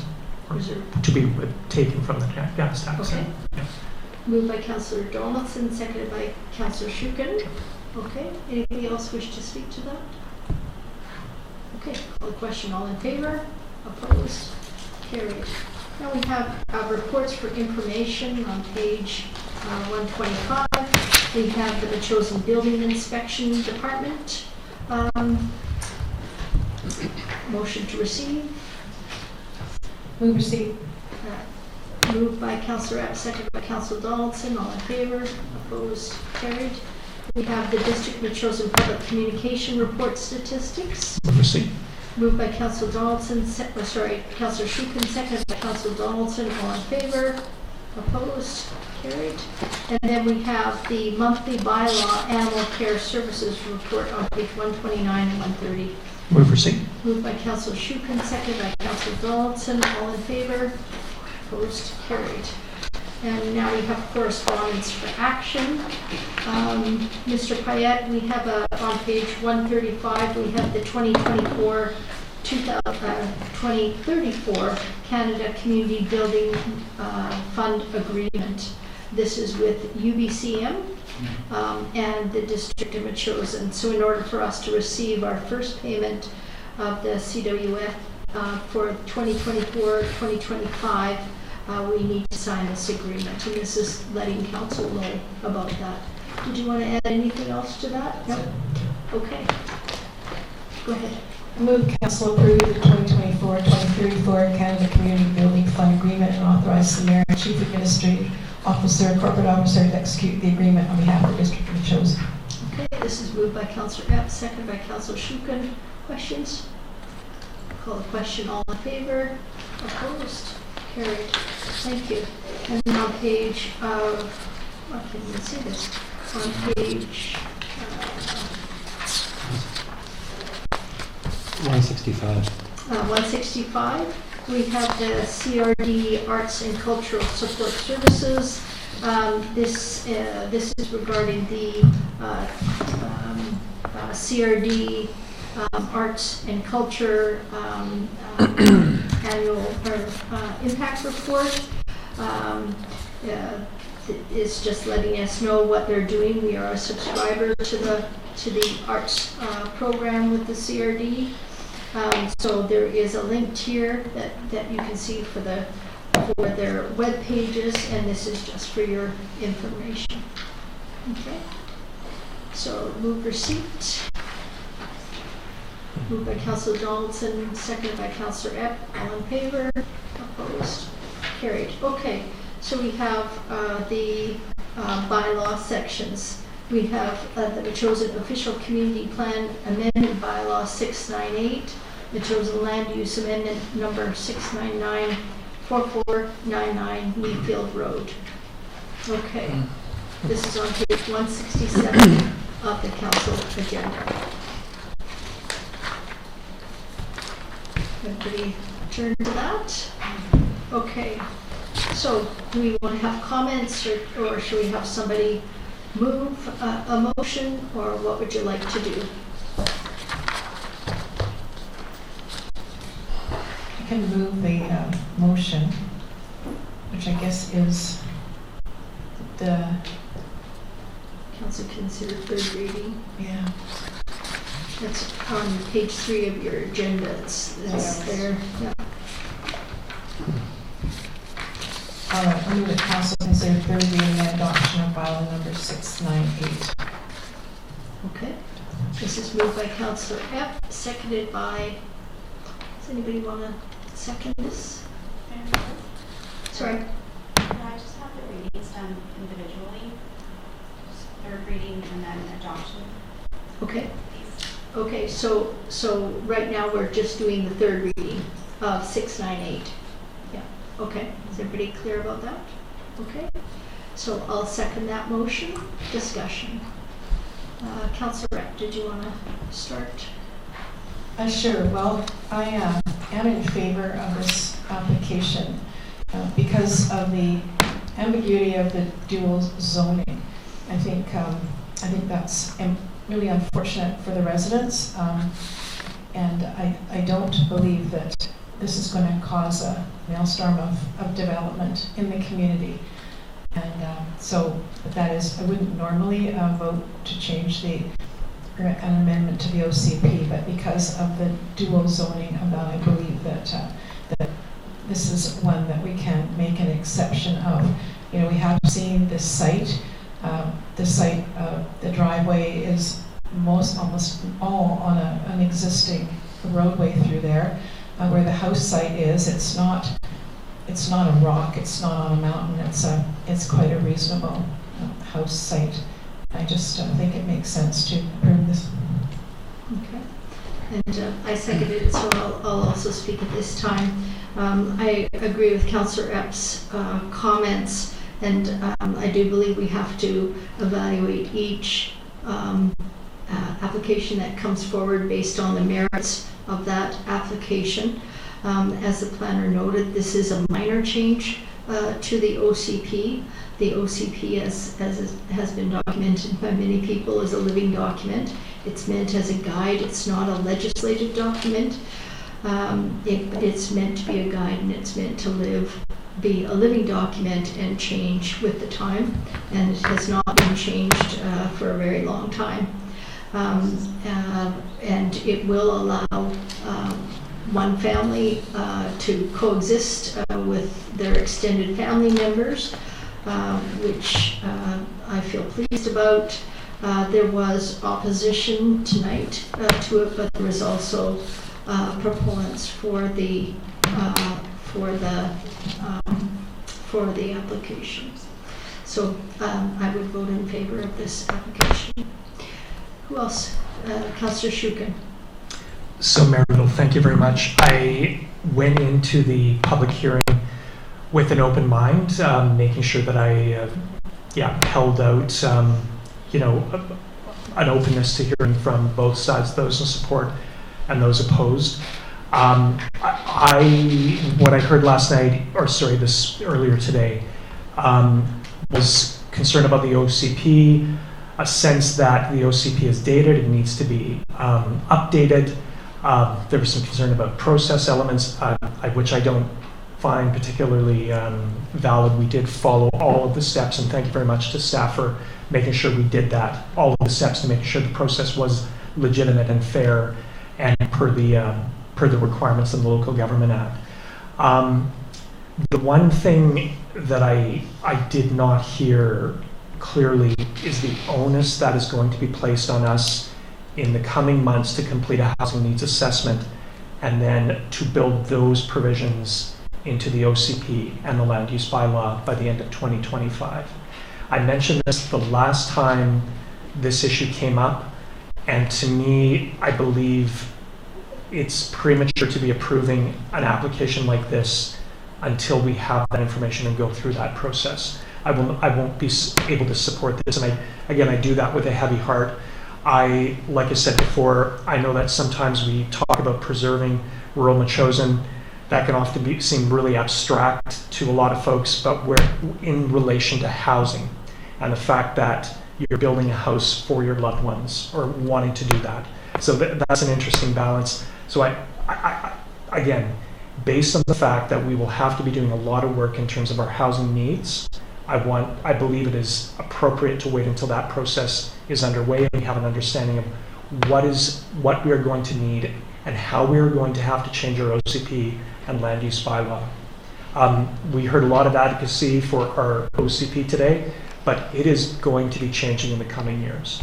And one of the things that's going to be an onus on this council and maybe the next one is to manage that change. And if we don't, there's a very good chance that we will have something imposed on us, and that will be much less palatable and Metchosin focused and represent our values if we don't manage that process.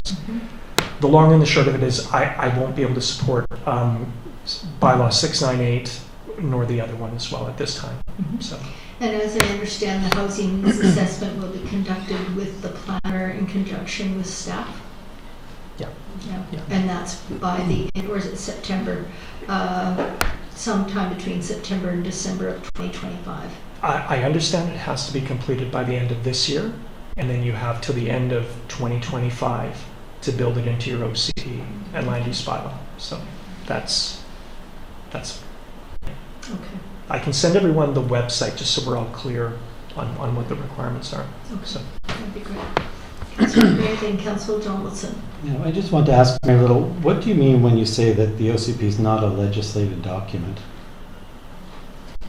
Well, the OCP, the official community plan, is a guiding document. It's not. It's not a.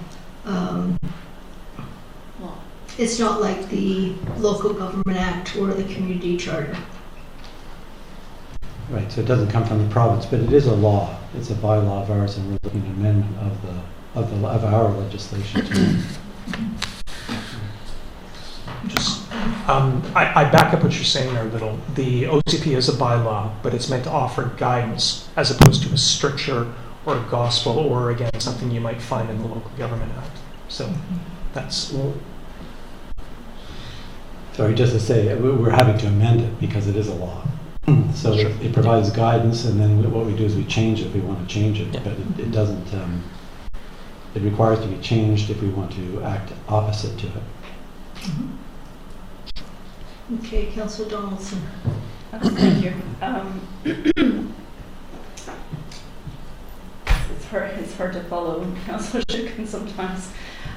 So I do understand that we will need to address the OCP by the end of 2025. There were a lot of very interesting comments made, letters brought in. The whole process has been quite thought-provoking. I've learned a great deal. The fact that we are going to be opening up our OCP review for review next year, and it's well overdue. There's a lot of things missing in it, but it is also still a very good document. I quite like referring to it. The one thing that when we do that I would like us to address is the split zones, because this has been quite confusing for a lot of people, including the proponents. So, yeah, I'm with Councillor Shukin. I won't be supporting this motion based just on the fact that we'll do, I think, a fulsome job of this next year and deal with some of these things. Okay. Anybody else wish to speak to this? Councillor Gray? Well, I just want to say how much I've appreciated hearing from the members of the public tonight who came here to speak, and also the folks who sent in their perspectives. I appreciated hearing about the benefits again tonight to the applicant. But I was listening carefully, and I didn't hear a lot of benefits to the community. Only mostly risks. And so I didn't really see the positive side for the community. I understand the notion of making a change, but the risk seems to be greater than the benefits. And I guess I'm curious if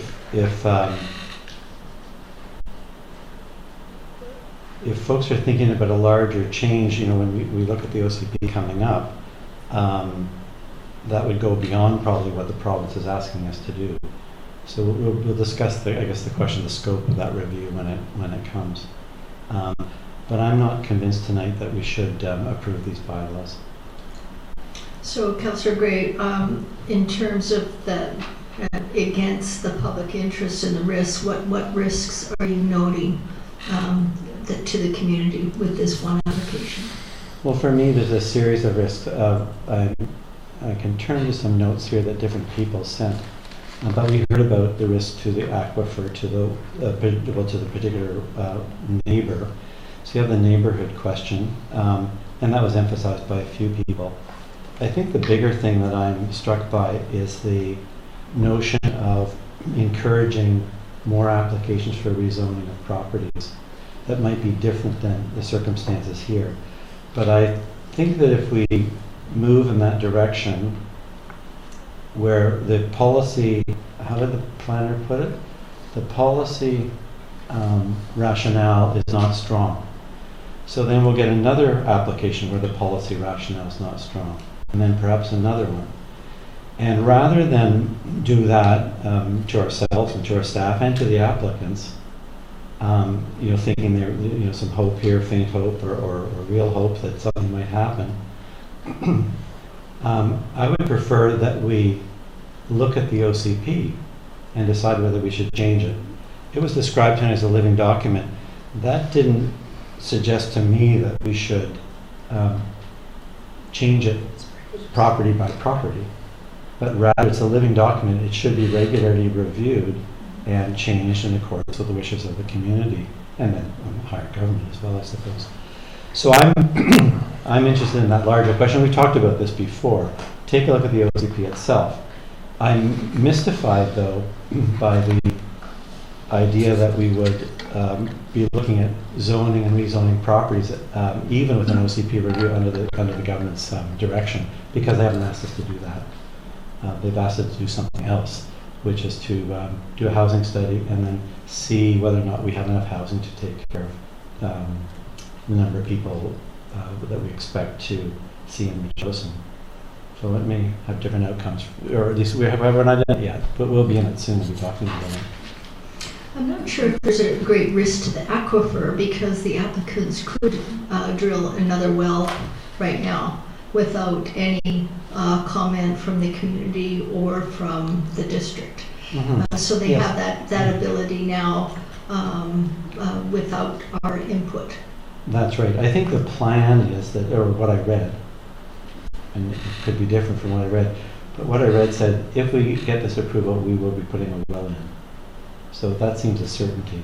But it's more the idea that how many straws do we want in the aquifer? So if this is only one place, but if many people come forward with different particular circumstances, and we're in the difficult spot of having a precedent here, how do we turn those other down? How many places are we going to have new wells in?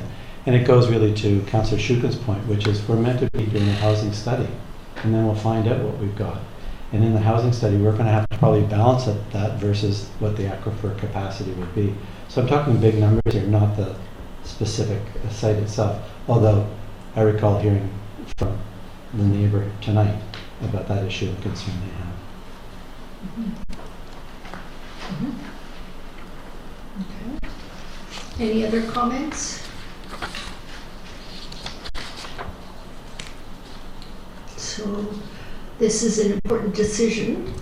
Does anybody else have any comments or questions for staff? No. Okay, I'm going to call the question. All in favor? All those opposed? That motion's defeated. And so we don't need to go on. That's it. We can't accept your comments right now. Question? No. You can ask questions at the end. Okay, so that's defeated. We don't discuss this anymore. We don't go on to the other bylaws. And with that, that's it. We don't have any other business. Moving on to question period. Ms. Cote. Sorry, other business. You could just go ahead with this quickly, but Councillor Gray had some notice of motions. Oh yeah, the notice of motion. Okay, just one moment. Councillor Gray, go ahead. Sure, I wanted to put a few motions on the table at the next meeting of council. And so the first motion would be Prior to the district signing a contract for the fire hall feasibility study, the CAO seek legal advice on the proposed housing MOU with the Firefighter Society to be certain the district makes no misrepresentation to potential funding agencies, and that the statement of work derived from the RFP be adjusted to conform with Metchosin's OCP. And so that's the general gist of the motion.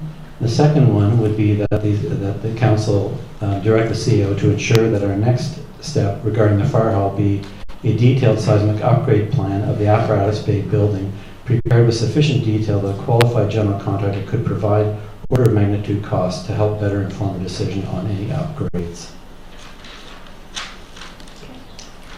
And my third motion would be that council direct the CEO to provide a council report on efforts and options to lease the commercial space at the old school. Thank you. Okay, there's no need for a second here for those, so we'll go on to question period. Oh, sorry. It's okay.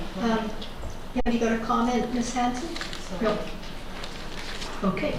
Member And Lemon. could you send those, Councillor Gray, can you send those to the Deputy Corporate Officer? Yes. Okay. So, Mayor Little, we're beyond the time of question period, but I'm open to hearing from Mrs. Cote. Yeah, I've already promised her that she can ask you a question. Go ahead. With the rejection of our application, I would request a formal letter from Metchosin with the reasons for that rejection, please, as soon as possible. Thank you very much. You're welcome. May I ask one question of Councillor Gray through the chair? Yeah. I'd like to know how you feel that my neighbor knows anything about my well. He has written into us twice now, to you, twice now, giving you information about my well. Mr. Jessen and I have never talked about my well. And today, he seems to know where my well is going to go. We haven't contacted, we haven't had anybody around to find a well, to discuss a well, and yet for some reason he knows something about my well existing and my future well, and I'd like to know where you feel the information comes from on that. Thank you. Councillor Gray, did you want to answer this? I'm simply reflecting on the input provided by a member of the public. Okay, so we were, in the process, we're not to ask questions of people. Yeah. So if the Cotes don't know where the well is, then the neighbor won't know where the well is. But as I said before, the Cotes could ask for a well to be drawn there without any of our input. They could do that, make an application tomorrow. Understood. Okay. Okay. So there's no other questions from the audience. I'm going to ask for a motion to adjourn. So moved. Moved by Councillor Shukin, seconded by Councillor Epp. All in favor? Opposed? Thank you. Thank you very much to everybody who stayed to the end of the evening.